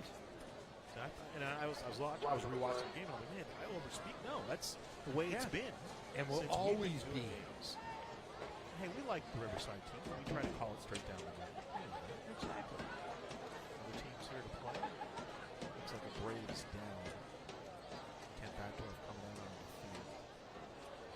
He's already short a lineman or two, so he doesn't want to lose anybody off that O-line. He's missing like 5 guys total. False start called, and we'll have a break in the action here at 7:33 to play. So I'm going to give you an interesting tidbit about Norte Vista High School. So we're looking up, and you know both these guys. So Frank Corral and John Lowenstein of Novi, they both played at Novi. They both played basketball for my dad. I didn't know that. So Lowenstein played college baseball at Riverside, got to the big leagues. And Frank Corral went to RCC, and then went to UCLA. So check this: 1979. There we go. 1958 as a junior high. I did not know that. So John Lowenstein plays in the World Series in October of 1979, and then in January of 1980, which is the same season, right? Because they played the next. Frank Corral kicks in the Super Bowl at the Rose Bowl against the Pittsburgh Steelers. That was the 60% slot hook and go John Stallworth Super Bowl. That's right. How many high schools do you think have had a player play in the World Series and the Super Bowl in the same year? I don't think many. It's cool because no, I wouldn't. Can't think of anybody. I thought the one I heard was like Lynn Swan and Fred Lynn, but that was college USC. Because Lynn Swan plays high school ball at Sarah, and then Fred Lynn somewhere down. So he played at Sarah, didn't Tom Brady and Barry Bonds. And also Nomar. Nomar's the Bosco. He was a Bosco. No, I'm talking about Sarah in San Mateo. Yeah, San Mateo. No. The great Lynn Swan. But that was Stallworth Super Bowl. If you're back. I think we were both at 5 years old. I remember that. I still talk to Frank Corral. My dad has a very good relationship with Frank. His brother was a better kicker. Zoom in on the guy. Walking back 5 yards, and it's 1st and 15 from the 26. Who has the ball? White or black? Too many men on the field. Black. Eddie Elaine, the tailback. Get that guy. Tossed to the right side. We know it's going here. They string him out, and he gets past that first wave. Maybe gets the yardage back. 2 more flags on the play. Yeah, so see all that extra space? You're talking about the Corral brothers, Frank, and obviously like the RCC. He used to kick him out of the stadium. I remember you told me that. Yeah. And his younger brother, Eddie, and then Frank went on to UCLA, but Eddie was more accurate than any kicker I had ever seen in my life. He just didn't have the leg strength of Frank. But, man, he was so fun to watch. And who did Frank play for? Pepper Riley? Yes, he did. Yeah, Frank, every time he sees me, he goes, you know, I led the NFL in scoring.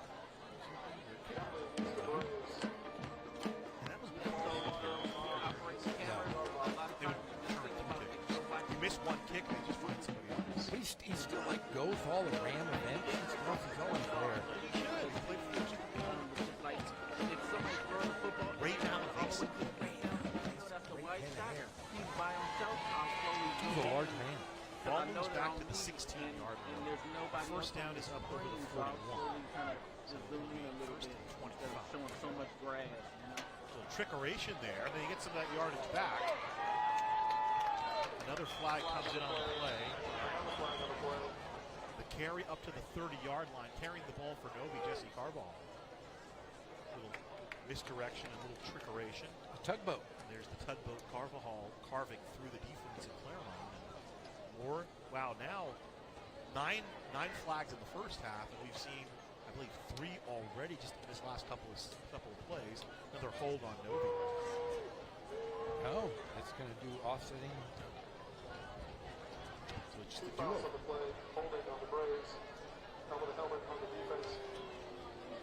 know they're still. They'll just replay the day. He just said The good old job. backyard. He did? Yeah. But it seems like the He said good second job, foul Frank. would be a lot. You Yeah, heard I know it's. I heard it. I mean, You know you're what doing that helmet to helmet. You were doing a good job? Yeah, zoom in. So he'll say it again. So back to the 16-yard. You don't do it first see, down, see, 25. this is what happens sometimes. You know, Claremont hanging in around. basketball. They made a couple mistakes in the first half. They'd like to have back. So this is a big opportunity for them. If they can stop Novi deep in their own territory and get some good field goals and get that offense going. Aside from Campazano, not much production on the offensive side. Ball loose. Let's see who got it. Ball on the turf at about the 15. Garcia, well, he never got it, but it went on the ground. He did pick it up. Garcia had the ball, and then in the waiting hands is Alex Lopez, but it'll stay with Novi the second round. It's funny. The first word that Ken Batdorf said to J.R. Rivera was sloppy. In the second half, the sequence of this possession has been fairly sloppy. It has been sloppy like popping. Thank you. Thank you. R.I.P. Randy Santoni, great character actor. You know, he's married to Betty Funny, I Phillips. was just He telling is? you that, He was. remember? He's passed away. There's a graphic at the bottom that says the score. So click down and look again, Bree. Second down. Keep in mind, Garcia. yeah. Lobbing it towards Lane. Lane over his outstretched hands. He's a complete third down coming up. On the coverage for Claremont was Caden Campusano. So the two big dogs kind of wolfing each other a little bit.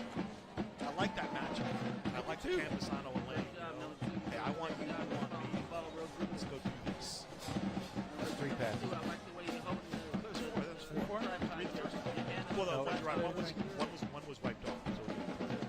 Because I guess with the intention of ground it. Doesn't get it.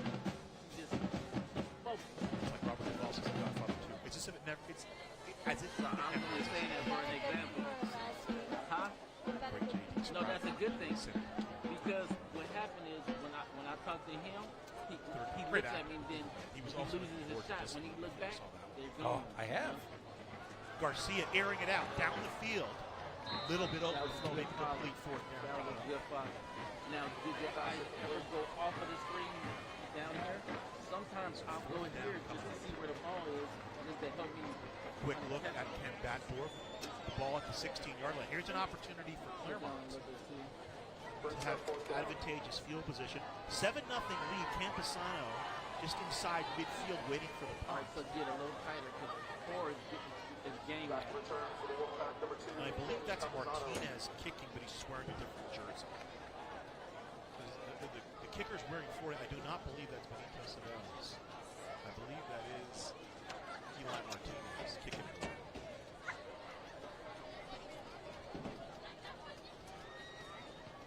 Here's the punt. Campusano's a good kick, drives it back to the 45.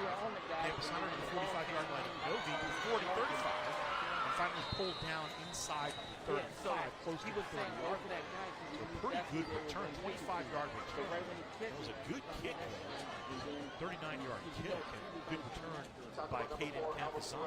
Yeah, he's a playmaker, that's for sure. He's what Eddie Elaine is to Norte Vista, Caden Campusano.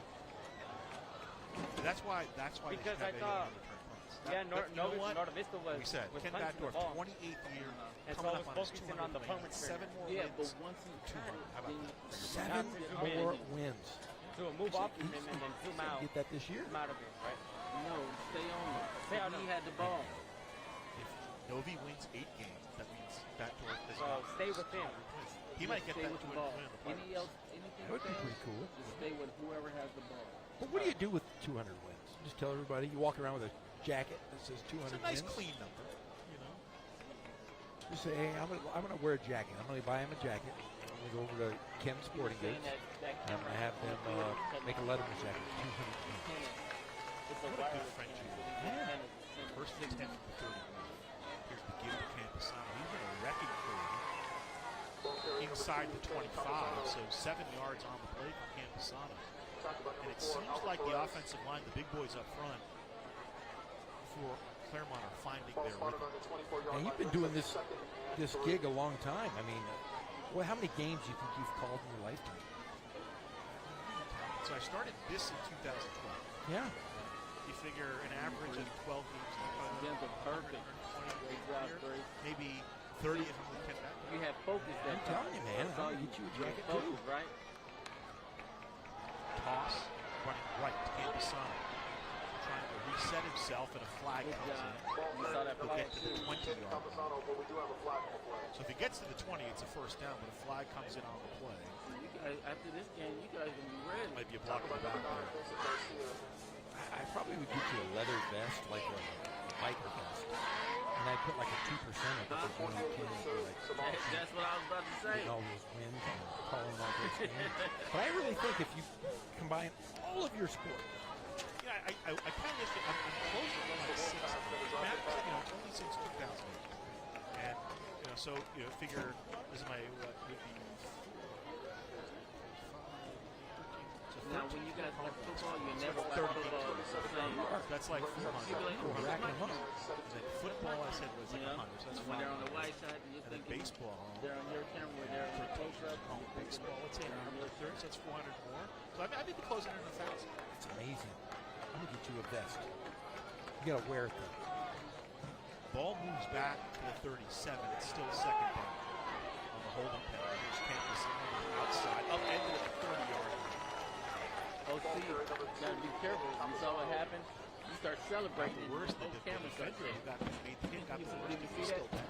Let's take another look at it here, Chief. I have this Lowered one the camera guy for Novi that in when we're filming, looks like if it's anyone ever Belmont. mentions Texas, he's from Texas. You always hate to see that. He's on camera. He's like, You worry about the and his stuff. camera They're starts breaking the action here. 3:38 to play third quarter, 7-0 in favor of Noe. The only score of the game came in the first quarter. Eddie Elaine with a touchdown. About 7 minutes to play in the first quarter. Claremont. Now, you grew up in Riverside, so you can tell me what this is. So actually, instead, that's Isaac Gaines. That's Isaac Gaines. That's a tough one there. You grew up in Riverside. Do people in Riverside consider Claremont part of the IE? No. Okay. So what is Claremont? The Pomona? More Pomona? Yeah, LA County. Really? Yeah. You remember like Diamond Ranch right there, right I off do, yeah, that? yeah, That's nice LA County. I know. I like Claremont. I love driving. Beautiful place to, Great music scene. Hometown of the great Kevin Sparks. And he actually was an alumnus of the Real Pack alum. Okay, here's some other notable alumni. We'll do that. We got to play. We got that. We got that all lined up. I can't wait. Oh, yeah. So first down with 21 yards. Third down. Giles. Pressure. Lobs. Campasano brings it in. Was he in bounds, though, is the question. Nope. Call it out. Out of bounds. Out of bounds. I followed Super athletics. Look at that. Off one leg. Couldn't get the second third. Couldn't get the third down. Now, let me tell you something. In a month, when Giles has had some reps, that will be a completion. That will be a first down. He'll know exactly how much air to put under it. A little bit too much air. Fourth down, we'll go for it. So bottom of your screen is Kyle Fung. Trips to the top of your screen. sometimes I look at this screen, sometimes I look at the game. Giles looking for Fung. Down the field, 1-on-2. Intercepted at the 1-yard line. Firm playing a little defensive back, and he makes the tackle.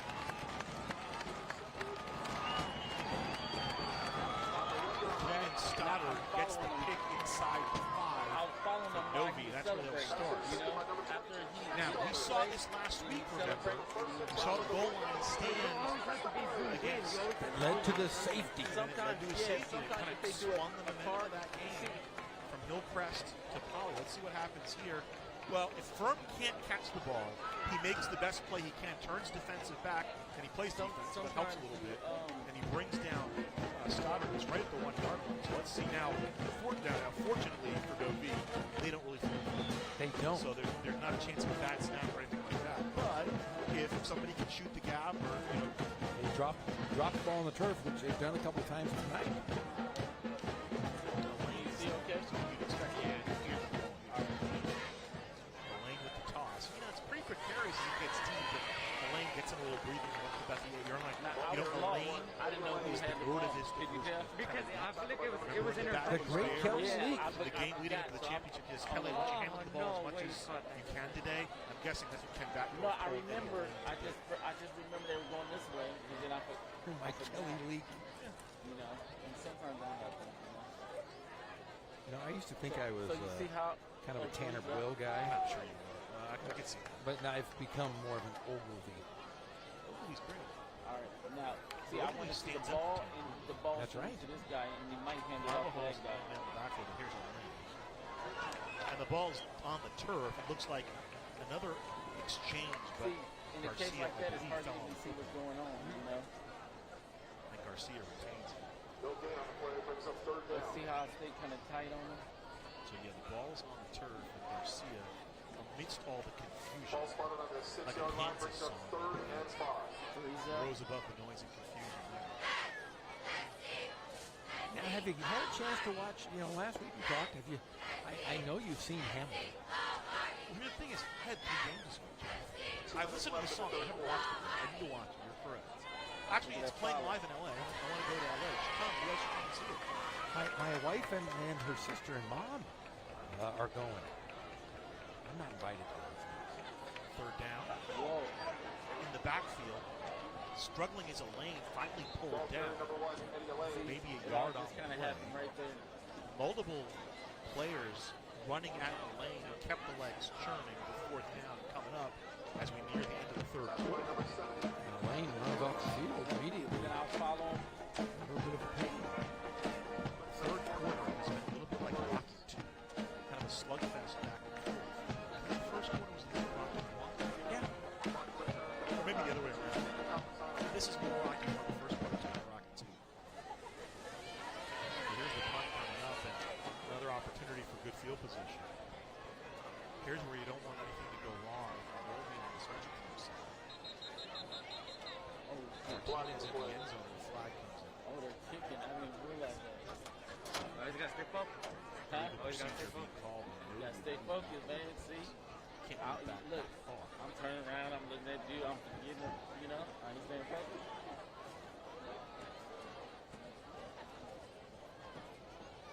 So they move back from the 7 to the 4. Now, listen, here you go. Young Elon Martinez, just a sophomore. Every night, soccer. His heel nearly out of the end zone. He'll look at Eddie Elaine kind of stretching out. There's the snap. Look, when I go to that guy, then I zoom in on him. And he fumbles it. Did Novi get it? Novi got it, looks like. No signal as of yet, no. It goes back to So the goal is, there you go. Let's see a unicorn. Campusano's so short-handed, couldn't handle the kick. Well, you know, I think what happened is, I think he saw a move. I mean, he's got a lot of space. I think he was trying to make a move before he actually caught the ball. That was kind of in between, right? The ball hit him in the chest.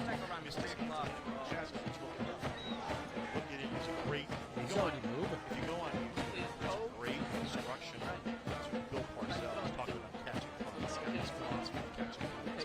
His whole thing is returns are great. Important thing, catch the punt. And I think that's exactly what he's talking about. I mean, how you fix that, right? You fly a helicopter over and drop footballs out of the helicopter. He did coach at West Point. Circle right out of the backfield, going to Campusano inside the 40. Couple of yards. That's what you do. You just you hire a big helicopter. Riverside, city of Riverside, get the police helicopter, you get a big giant bag of balls. And you just stand underneath it and you catch it. Drop one. If you catch a one, probably catch a one. You probably can. Soft hands. Or an egg dog. Go out and just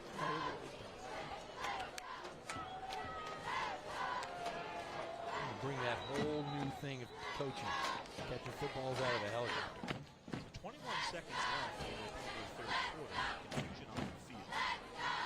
White Hat having a conversation. There was a substitute for Oregon Vista's defense. So C.J. Richardson might have had a equipment issue. He's got an Isaac Gaines back in. Good to see him back in after a little bit of a nasty hit. And with the ASB director down there fixing that helmet. pressure. Giles flings it downfield. Incomplete. Flag comes in as well with 14 seconds to play here in the third quarter. 7-0. Novi against Claremont. First time these two teams have met since 2017. They split the first two games. Novi won the first one pretty handily, and then Claremont won a close one, 34-28.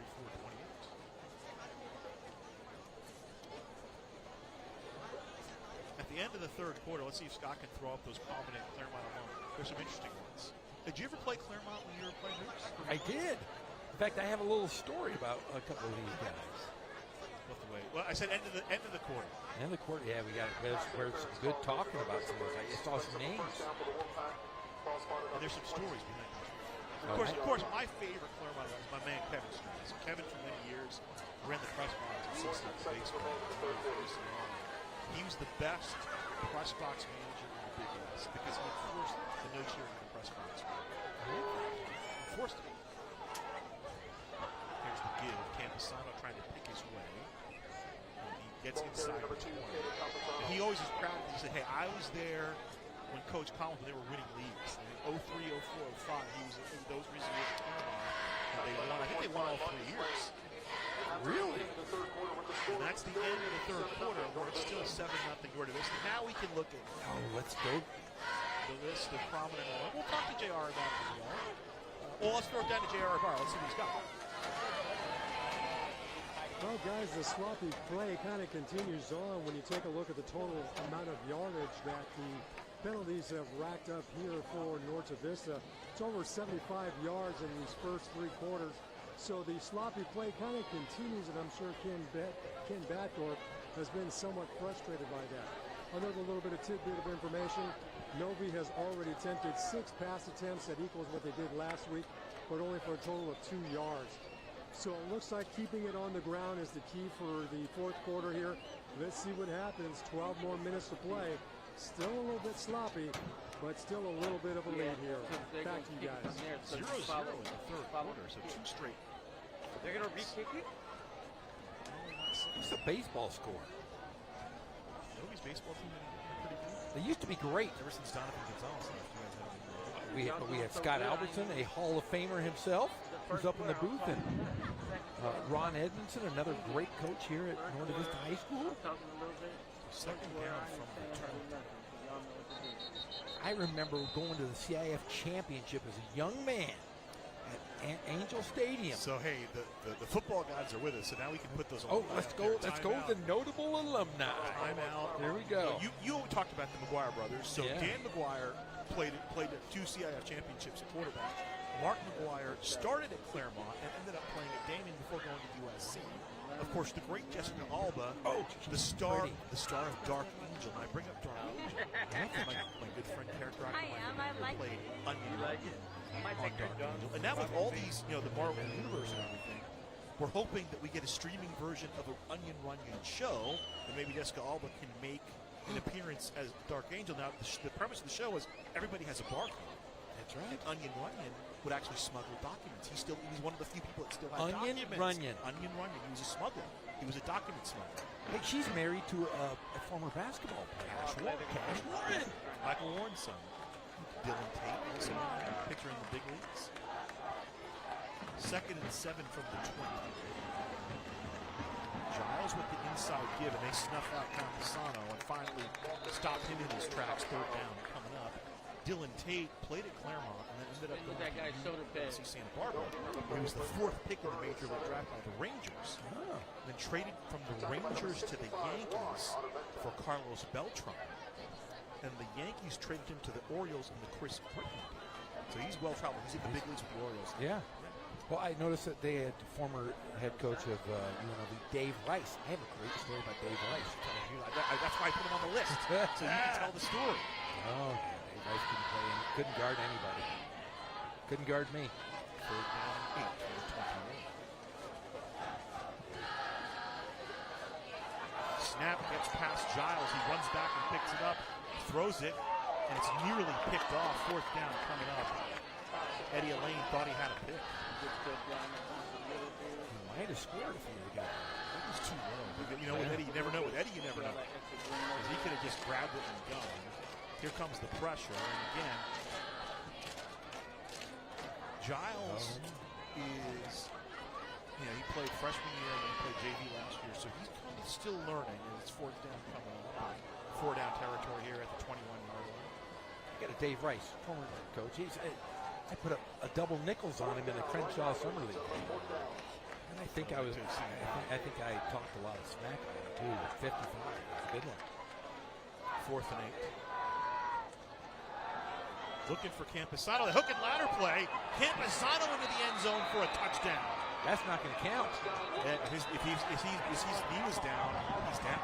His knee's down. And I also think he threw it ahead. I don't know if it was a true lateral. So let's see. They're calling it over on downs. Let's see. Yeah, he's down. He's down. Yeah. Great play though. I was excited there. So ball goes over on downs. Well executed, but Zach Leeper knee down at the 18, so the play whistle dead. I didn't hear a whistle, so smart play by Camposano to play through. Yeah. But see, that's what I was wondering. So Dave Rice played at UNLV. If you drop 55 on him, how do they think he's playing? So Tark obviously wasn't there.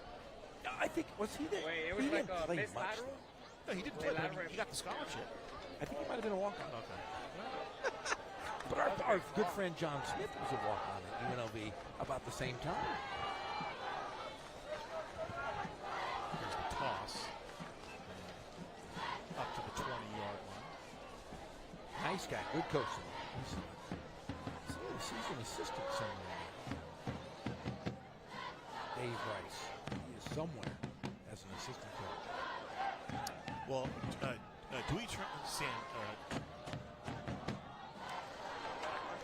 this is a lane over the 30 for a first down. Dewey Trans-Sampson, who played the previous time these two teams played, running back for Claremont, played football at Cal Poly. And you bring up John Smith, who's the head basketball coach at Cal Poly. I believe he just graduated too. John Smith grew up here in Riverside, played at Arlington High School, and then transferred to North. Played for Mike Bartita. He did.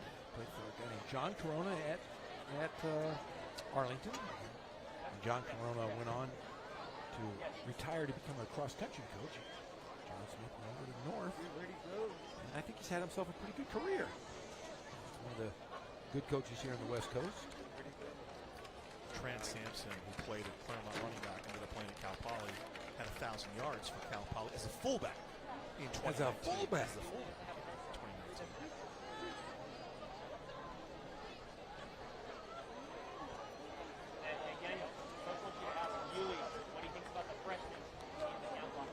Solomon Tuilapupu, who's at USC, also on the Claremont team. That's right.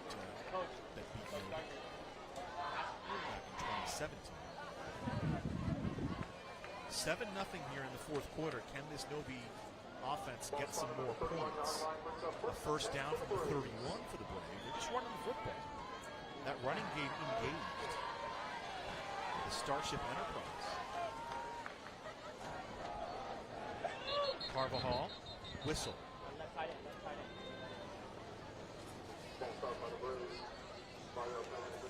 did have to mention that there weren't many penalties in the first quarter and a half. So, I was joking with Jason Schwartz. He's the play-by-play guy for the Lake Elsinore Storm, formerly with the Lancaster Blackhawks. And I was joking because I saw him tweet one day that, hey, we're through the 6th inning, that it's only 72 minutes. And I tweeted at him and said, you're going to go 16. You know you're going 16 now. But I think that game ended up finishing in 2 and a half. I watched that Dodger game last night. I was up. How about that? It was a long night. So a 5-yard mark-off. It's back to the 26-yard line. First and 15 for Novi. Movement on the offensive line is the problem. Carvajal cut down right at the line of scrimmage. Second down coming up. The important thing for Ken Badgar is keep that clock moving. That's exactly what he's trying to do. But, it looks like they're not real tight on that play. I've seen them run that for years. And it just like Carvajal might be getting a little too far outside. I think it's also with the missing lineman. Yes. And couple of times there's been the not so smooth exchange between Dominic Garcia and the center. So when you move people around, that's what happens, right? So the people who are not playing normal positions, or people who are injured, you got to move people around. Back door of his coaching staff, Andy Martinez, we've already talked about, Daniel Garcia, Luis Sandoval, Larry and Josh Rawson, Julio Delgado, Michael Gantz, Matt Cowell, Arnie Ritchie, Daniel Dafflaw. Good staff. Great staff. Rawson's, they were at Ramona 2 years ago when they were in the CIA finals. Left Coast much to come to coach back door. Want to acknowledge our two students that helped us out, Jennifer and Emmanuel from NVTV. Didn't she say she was the student body president? Called our names. No? I didn't see. Was she president of the student body or president of NVTV? NVTV. But she had a nice shirt on. Yeah. Well, she wanted. I wanted. It was an extra large, and she literally was like 4 foot 6. Why is it blinking red? Is that a bad sign? Who's the young lady that we met? Who's the coordinator of it? Very nice lady. Robin Luther. Yeah, she's wonderful. Dude, I just cannot believe they just called our names. And she walks around campus, and wait, can we every kid has these. Looks like they're $20,000 cameras, and they're walking around with 30 of them. Yeah. And they're taking pictures of everybody. I tried to get you a guest speaker engagement, Jeff. What do you think your future is? You're a great speaker. Elaine sweeping to the right. We got him strung out. Can he turn the corner? And no, he can't. If they wait for help, when the flag comes in, that'll be probably roughing. So Elaine gets to the outside. McLemore pushes him, and then that's the lady right there on doing the seats. Yeah, I'm 0 for 2 when I have to give speeches. I've given the pregame speech for 2 CIF championship games, and both times I gave the speeches at lost. I spoke at Ramona, and I spoke at our Hoover Valley CIF championship, and they lost both games. So well, this wouldn't be a championship. This would just be, hey, have fun being a broadcaster. You've risen very quickly, Jeffrey. I have? You're like that one guy in Game of Thrones, you know. Which guy, though? Second down from the 37.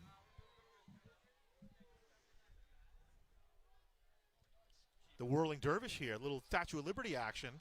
Garcia gets some space. He's to midfield. Just tackled inside of midfield. Making the tackle for Claremont, Garrett Sannon.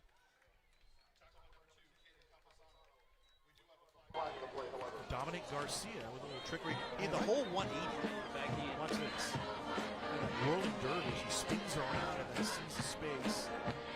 Nice seal block on the outside there for Novi by Andrew Jimenez. And he just gets to the number on the outside. And coming over, Sannon, the strong safety, comes over and makes the hit.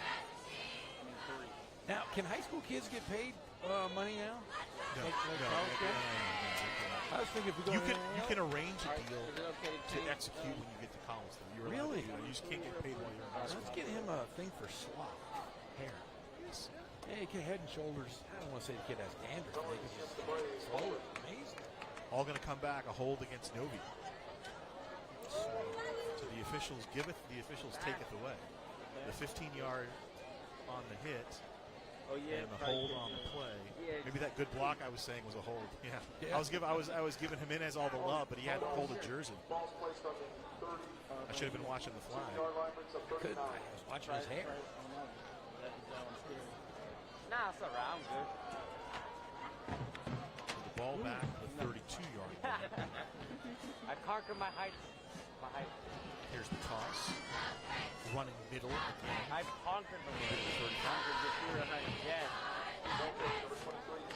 Doubleheader weekend this weekend, folks. We got Ramona and Keene tomorrow. If I'm in a roller coaster, hell no. Carvajal with the carry. I know.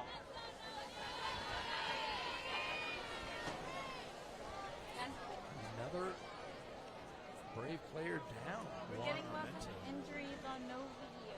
Hopefully he's okay. Come on, guys. The years are big and bold. Talking about Shane Nile, the head coach. You know, he's taught at the school since 2010, and previously worked with Coach Mike Collins, who was there 20 years, and then took over as head coach in 2017. And talked about emphasizing character and good citizens and all that stuff. We brought up Bobby Braswell before. So Mike Collins was his mentor, and Mike Collins doesn't curse on the field. So Coach Howell doesn't curse on the field either. And Bobby Braswell was the same way when he was coaching basketball. Started at Cleveland High. He was an assistant at Long Beach in Oregon. He was the head man for many years at Seaside. You played for him. He was a good friend of your dad. He was a wonderful, wonderful man. In fact, every summer I always go to camp. Coach Braswell always picked me first. Because you could score 55 on Dave Rice. I would go to the superstar camp that they had every year. It was at UC Santa Barbara. And I remember I'd walk in the first year. He didn't know me. And he had like he had to play to kind of get drafted. And he always would draft me first. And so for the next 3 years, I had Braswell. Did he try to get you at Long Beach? Where was he? Was he at Long Beach by then?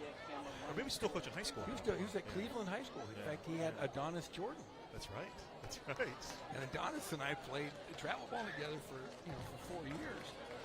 So here's the story. So we have a mutual friend. Our mutual friend Alan Zinsmeister tells me that while Coach Braz, and nice to see Juan Armento walking off under his own power, he said that although Braz never cursed, that he could, if he wanted to belittle you, he didn't need to curse. He was really good at getting his point across without cursing. Because he was a smart high school teacher. I do remember, though, at basketball camp, he would try to, he had to use other people's watches to time. He wouldn't wear a watch, so he'd borrow watches and try to break the other person's watches. That's funny. He would try to break them? Yeah. Just because it was fun to do. Punt coming up at the 35-yard line of Claremont Camposano. Or wait. Kick. Caught at the 32. That's a good kick. 33-yard kick in the air. No return. Good coverage by Novi, and that's where start the 32. Sorry. How many times do you think Ken Batdorf only scored 7 points in a game? A long time. Probably we have to go back 3 or 4 years. Well, he's coached in like 9,000 games. I remember the one. Did they get shut out in 2017, the year that the 5-way tie? Did. On the road, like Sultana or something like that. Yeah. I remember you telling me that was a 2-hour conversation. That's right. You're like, I just wanted to get to bed. You said, I was in the hot tub. I had the martini with the wife, and then Batdorf called, and we talked for 2 hours. Exactly. Is that the bus ride from Sultana? About 2 hours. Oh, yeah. From the 32 for Claremont. Throwing to the outside, complete to Vade. Vade over the 40 to the 45. Redeems for that earlier play in the first quarter when snap deflected off of him and had to be recovered by the quarterback. So a nice 13-yard pickup on the play. Our Cheat Vade, 2-year starter, had 10 receptions last year. So call it the 44, so a 12-yard. And the sticks move up. Fourth quarter here, sense of urgency needed for Claremont.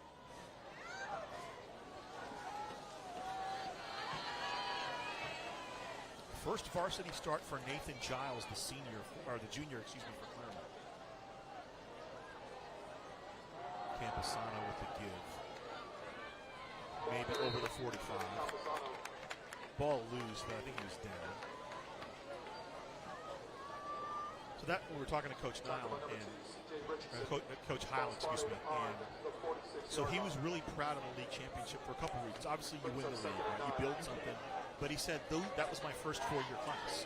So the seniors that come in when I was a freshman when I came in, more than 4 years, and they kind of put it together. And the team, everything we talked about, academics and character and good citizens, it all came together and we won the league. And you can build on that. Yeah. The underclassmen see that, and it carries over to the next class. And he talked about his underclassmen. They went undefeated as well. The Frost soft team. And there we go, another bad snap. Giles falls on it, the loss back to the 34. It's almost like 2 steps forward, 1 step back. Jeff. Are you talking Paul Abdul? Maybe. 2 steps forward, 1 step back. Is that? Yeah, opposite. Oh, is that DJ Scott Cat? Yeah, there you go. I see it. Anytime I can pull out a Paul Abdul reference at a Riverside TV game. Anytime you'll pull out Paul Abdul, you'll straight up now tell me.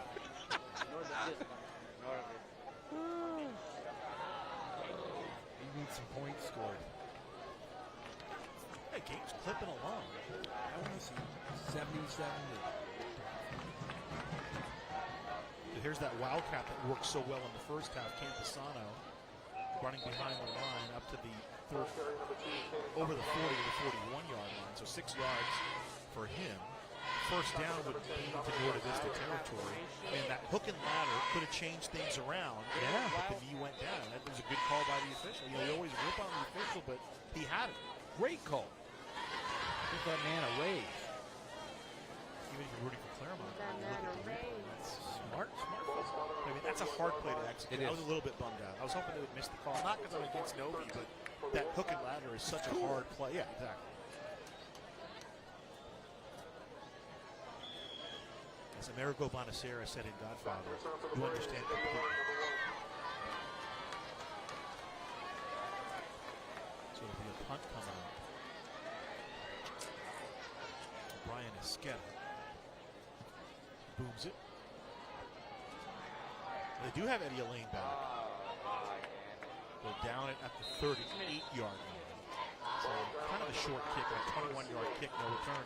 So probably Ken Backdorf watching Hayden Campusano on the punt returns say, you know what? I got a guy. Let me put Eddie Elaine back. Just give him a shot. I mean, every time Eddie touches the ball, he can go all the way. He's very fast. Because he's the E-Train. Not to be confused with the Holly Train, his older brother. Oh, yeah. Freddie, I'm sure, is watching. I think he lives back in Texas. And his lovely wife. Had a great career here at Novi then. Started off at Hawaii, ended up being at Arizona State. Where did he go? No, he was supposed to go to Arizona State, ended up at Hawaii, graduated in like 3.5 years. Right, I remember that. And said, hey, I'm going to go into the private sector. And it's very successful. First and 10 for Novi from the 38. Here's the give to Carvajal. Carvajal probably right up the gut, quick hitter all the way to the 4 5 yard line, 17-yard pickup, and the sticks with it. So they used Elaine as a decoy. How about that? They got Leaper to commit before he knew it. Carvajal was up the middle. So the 46-yard line of Claremont.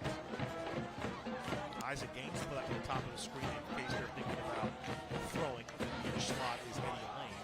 Split out to the bottom of your screen, clean and stop. And here comes Elaine in motion. The ball on the turf, picked up. That's a third or fourth time that's happened. Both teams have had trouble with that. For Claremont, it's been snaps going over their quarterback's head, Nathan Giles. And with Dominic Garcia, it's the ball, the exchange with the center. And I have to think that's because they had to move people around. Exactly. So Ken has not got to 10 passes. Yeah, it's just 6. Good job by J.R. Barron, charting them.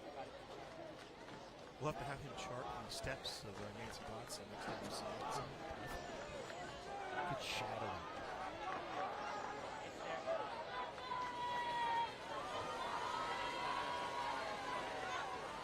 Here's the throw. Incomplete. Stops the clock. Third down. That's why I miss Jenny Phillips. We could do sneaky things and people wouldn't ask questions. No. If we send JR, I mean, not that JR's not a nice guy, because he is, but people will ask questions. Well, why do you want me to talk to him? Send Jenny Phillips over there. I talked to Jenny. He's happily retired from broadcasting. Traveling a lot. He's up in the Pacific Northwest every 3 weeks. We got a quick shot at her. She still loves football. And football still loves her. Still a big Oregon fan. Gains at the top of your screen. Far slot is Elaine. This is the toss to Carvajal running right. 45. Over the 40. Stumbling down inside of the 40. Probably about 10 yards on the play. Very close to a first down. This is just short. So 9 yards run on the play. And Tugboat is playing like Mr. Mean. Tackle on the play with Zach Leaper. And he put it into Turbo. I love cool nicknames. Did you have a nickname? I always gave the nicknames. I had a good one. I was Jammy, Baby, Jamie. That's good. That's good. A little long. I like short ones. You know? I like calling guys like Bean Soup or String Cheese. Those kinds of things. The cool thing is when you give a guy a nickname and he hates it, but then years later you find out he calls himself that. Yes. Well, see, we had a principal here at Norte Vista, the great Sue Boyd, who passed away. I know she's a Just good over friend of here. yours. Yeah. The best friend ever. She used to call me Jeeves or Jeezy. Jeeves is good. Jeeves is Like an old Seinfeld. Yeah. It's like, named your son Jeeves. Yes. You pretty much chosen his profession. Well, that's where it came from. Timeout on the I was about to say on the floor. Timeout on the field. And so here we go. At this point, it's time management. If you're the Braves, you're managing the clock. So what's the decision here? It's 4th and 2. Do you try to finish the game off here, or do you kick it away? Your defense has been playing incredible. No, you've got to punch it. Try to get it right down, and if not, your defense has won you this game. It's your offense. Hey, they were great in that first quarter. Eddie. And this is a good defensive team. Great defensive team. Yeah. And put it on your defense. Let defense win. If you're gonna be talking to someone, Defense doesn't win championships, as they say it does, but it will win a preseason game. Anthony Heil, the defensive coordinator for Claremont, is the coach's son.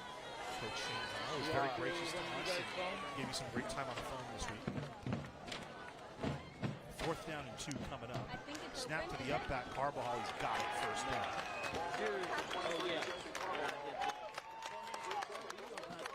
So now if you're Claremont, you got to start maybe using some timeouts. Do something. One of the things Coach Howe was really, he talked about his relationship with Scott Morrison. He really kind of helped me mold myself into a coach, just the way he conducted himself and how he handled players and whatnot. That's what he said. He said, I learned a lot from Tom Salt, I learned a lot from Mike Collins. What I learned with Scott is how to deal with players. And Scott, as you remember, we covered him in Santiago, he really believes in inclusion. He said this years ago before it became a hit buzzword, so I always respected him about it. Under 4 minutes to play. Here's Eddie Elaine. Here's the handoff to Carbajal. Carbajal right up the gut, carves to the 25-yard line. They're going to keep the clock churning just short of the first down. And it's interesting. I was trying to describe Coach Morrison to somebody who didn't know him. I said, he's basically Bruce Arians, right? He is. He's this old school guy, but he believes, hey, I want everybody to feel included. I want to figure out a way for everybody to know they have a role and know they have a place. And it's worked. I mean, Santiago's that one school out there that nobody transferred. I think he started with, 28 freshmen, and I think 24 of them ended up being seniors on this team. Another give, and Carvajal's been carrying the load here in the 4th quarter, Gene. He's to the 20, another first down. Sticks will move up. There's a flag on the play to get a hold on Novi. One other penalty on Novi. So what's that now? JR was saying after the 3rd quarter, 75 penalty yards. That's 10 more, 85. Down on the field for Claremont is Nicholas Macias. Macias is a 2-year starter. He actually played varsity. He was a 5-game varsity player as a sophomore. Now, is he brothers? Yeah, they are brothers. Are they twins? McLemore, Macias, Lopez, all are 3-year varsity players. I think McLemore might be a 3-year varsity starter. And there are 2 other players we haven't seen today. Philip Quintanar and Darius Eves, who also were both starters on that 2019 team as sophomores. Remember, we told you last spring's team was very senior heavy. So as a result, a lot of the players who are juniors and seniors on this team for the Wolfpack haven't gotten a lot of reps because they were all 2 and 3 years straight. That's the way it works. So we're not young, but we're inexperienced. Kind of what Coach was explaining it to me as. Yeah, Eves, 6'2", 230-pound big defensive end. That's good size. We haven't seen him today. I haven't seen him on the field today. So he started as a sophomore. That's guys who do. Maybe an injury or maybe culture issue where Coach Hiles like, well, you know what? You can show up for practice. I don't know. I don't expect it. Some of those things happen. When you coached, sometimes you got to change the culture, no? Definitely have to change the culture. But he's been there. I mean, or actually maintain because Coach Hiles been there 5 years. Gains to the bottom of your screen, Stoddard to the top of your screen. Near slot is Elaine. They'll throw to Elaine, get the ball in his hands. And I like what they're doing here as they get the ball up to the 32. They're setting this up for later in the year. Because you know Eddie can run. I mean, he's run for 1,000 yards 2 of his 3 years. The only reason he didn't run for 1,000 yards last year was he only played 5 years. If you can make him a receiver, that all of a sudden gives you another wrinkle in this offense. Oh, and it spreads that defense out because you have to be aware of these guys on the field. Gaines is another guy. They're just, you have to be a threat. And talking about Novi teams, You know, the one thing that has kind of hurt them, and you and I have covered them for a while, is they're not quick to score unless they get a quick run. Right. So if they get down, it's sometimes hard to come back from. Looks like they're marching up a personal foul against Novi all the way back to the field at the 48-yard. I think it was a late hit at the end of the play there. So that's a big play here. You can stop it here and make it fourth down. It's going to be tough. A first down is up to the 25-yard line. So it's third and about 23 right now.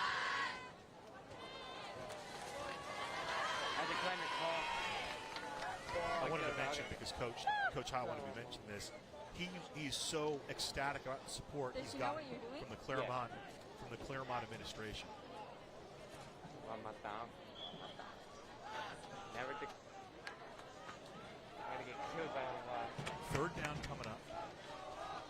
Here's the give to Carvajal in the middle of the field and the stopping. That's just to keep the clock moving. And I wonder if they punt here. 225. Claremont's going to stop the clock at 2:24 play in this ball game. They have an opportunity as Carvajal pulled down, making the play there is Alex Lopez.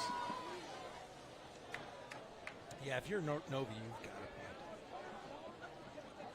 Let's see what Coach Backdorf does here. The Ferryman in the River Valley. How about that? Novi's My favorite line of the year. We got more action tomorrow, Joe. We do. You want me to go higher? I'm always with you, Gazal. We'll hang out with Jason McMains and Coach Much, Ken Mashinsky. McMains came over from Citrus Hill. I can't hear him. We've covered him quite a bit. He was the offensive coordinator at Notre Dame. Yeah. And he was at Carnegie before that. He was at Haruka Valley. Well traveled. Rubidoux. That was That's where, right, you know, Rubidoux started. He's head coach. That's right. My mom just texted me right now. She's like, Nico. You and your friend Ben. Nico, ven por ti. I seem to have known everybody for years. I don't know if that's a good thing or a bad thing. I know she just texted my mom.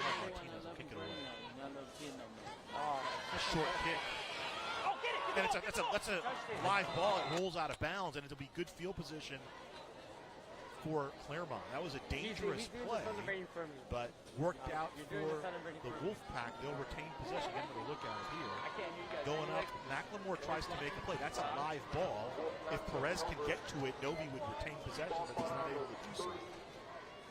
So the ball on the 38-yard line, and 62 yards to go to tie this one. Now, do you know, do they play the overtime rule in the regular season or not? That's what my mom is doing right now. I know, I think it's a coach's decision. I think, they have to discuss it, I think, before the game starts. Yeah, probably. So here we go. It's go time for the Wolfpack if they want to keep this one going. 2:18 to play. They're going to go to that. I thought it was a Wildcat, but no, now I see Nathan Giles behind center. Fullback for Claremont is Brian Escala. Back to throw. Eludes the tackle. He's going to throw the ball down the field. Incomplete on the sideline. 2nd and 10 coming up. Intended receiver for Claremont was Kyle It was a simple play action pass to me. It tricked. Is that he's going to hand it off or not? Some good pressure coming down. Because you got to zoom it in, like, applying the and then you know, and then zoom out again. Novi's Marcus Lane, and the double coverage. Gaines and Stoddard both down the field, incomplete.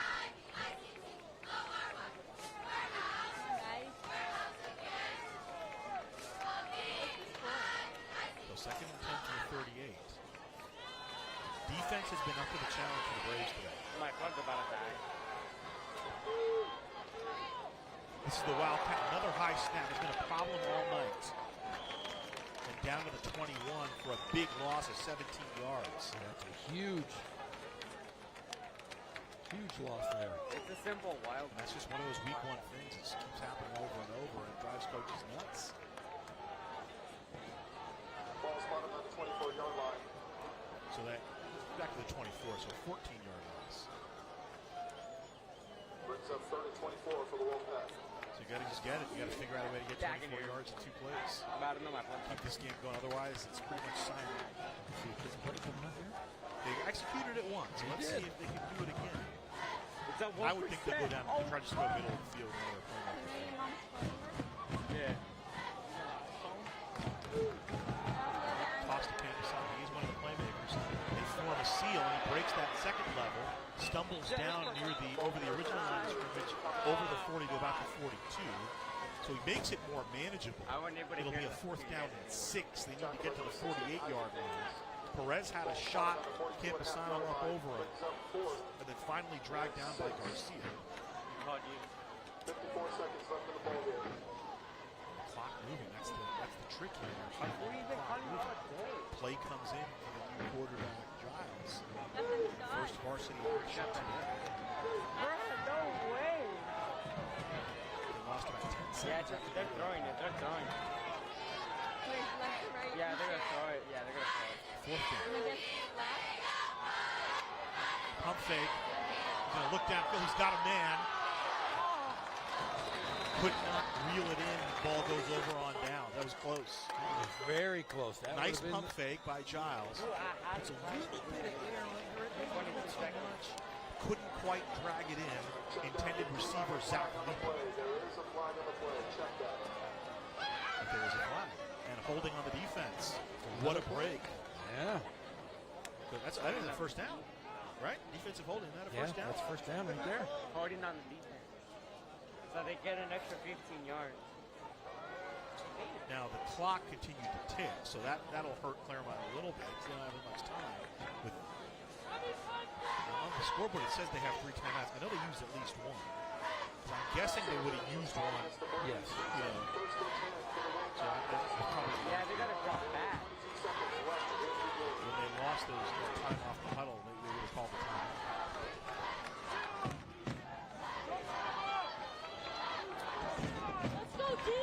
So Giles has a pretty good arm. Here's the Wildcat to Campusano. Wildcat. Nearly misses that one as well. They're going to bring him down at midfield and throw him back behind midfield. And now they'll stop the clock. 7 seconds tick off.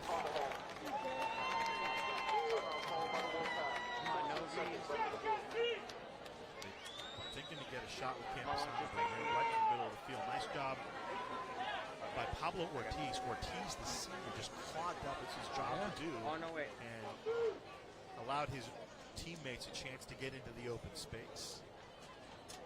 Great to be back with you here at Zach Erb Stadium, Jeff. It's always fun seeing you, Gazzola. It's always great coming out to these games in Riverside. And, you know, it's wonderful seeing high school football back. This is my first time back here in a while. I missed 2019. I was doing the Fox thing. So I was trying to look at the score.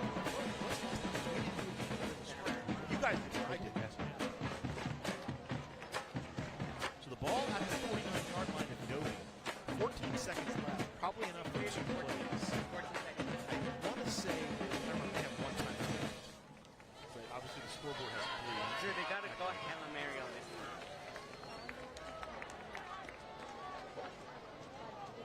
Claremont last year, 4-1. Their 4 wins were all shutouts. The only game they allowed points in was against San Dimas. They lost that one 24-6. So if we're holding pattern, Braves in pretty good shape. Second. There's Campusano. Double pass. Incomplete. Brings up 3rd down. 8 seconds left. They had the pass out of the backfield, the lateral to Campusano, who threw it down the field, and they couldn't make anything happen out of it. It's going to look like that. It looks like it was just underthrown right there. And Novi was right there for use your phone. Campusano threw a couple of those passes. Yeah, that's just not dead. So here we go.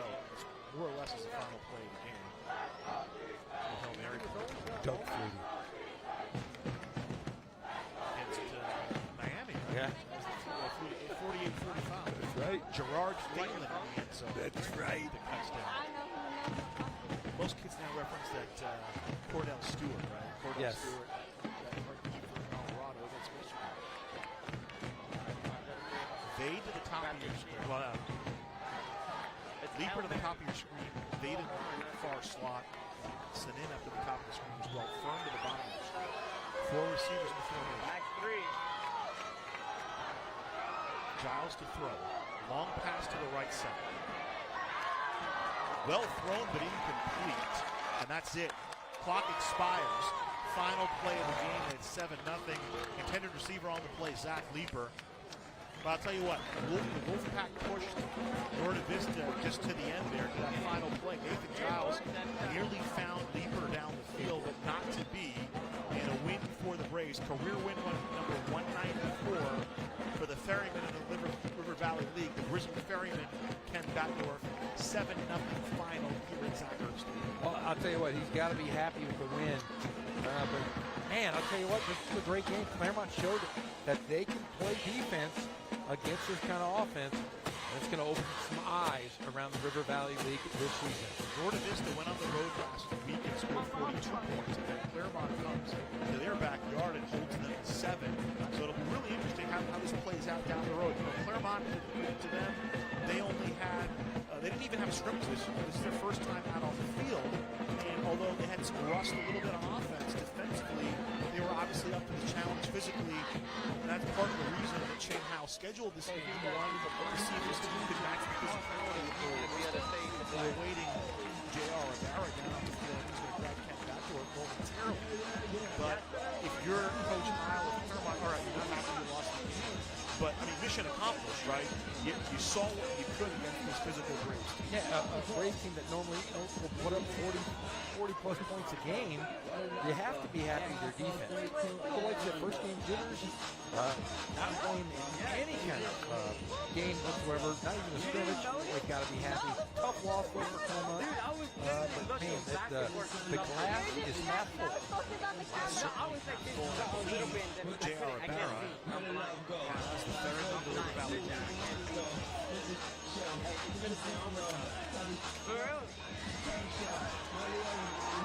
All right, Ken, not as good as win, but it's a win. He was on the bad side. He was on his board and shit. It was awful, but we got the win. You know, look, he's cramping up. I'm a little disappointed.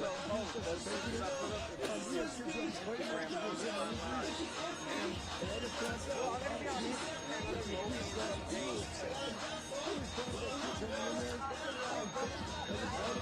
we had a lot of penalties and some of them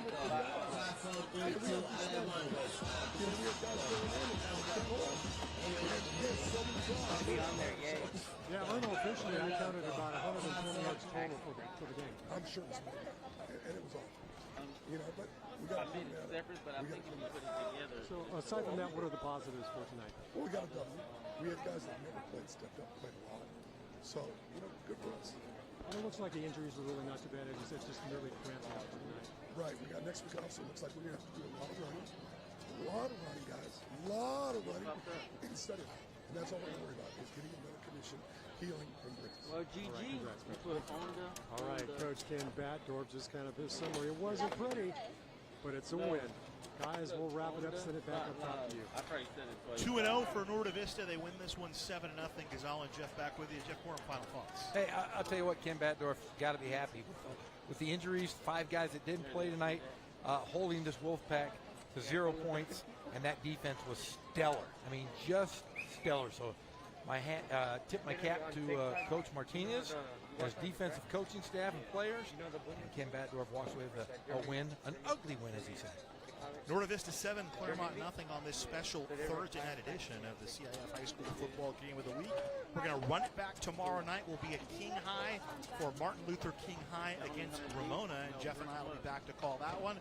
For J.R. Rivera, Jeff Gorham, for both Jennifer and Emmanuel from NVTV and our entire award-winning Riverside TV crew, my name is Gazal Hassan. 7-0 the final night. The good guys, the home team, the Braves over the Wolfpack. We'll talk to you tomorrow. So long, everybody. No, the other guy, his old, his partner. the guy that would be like About 100G, and then I'm Patty Mayo, somewhere around there. Never heard that before. I remind you. Down 100G.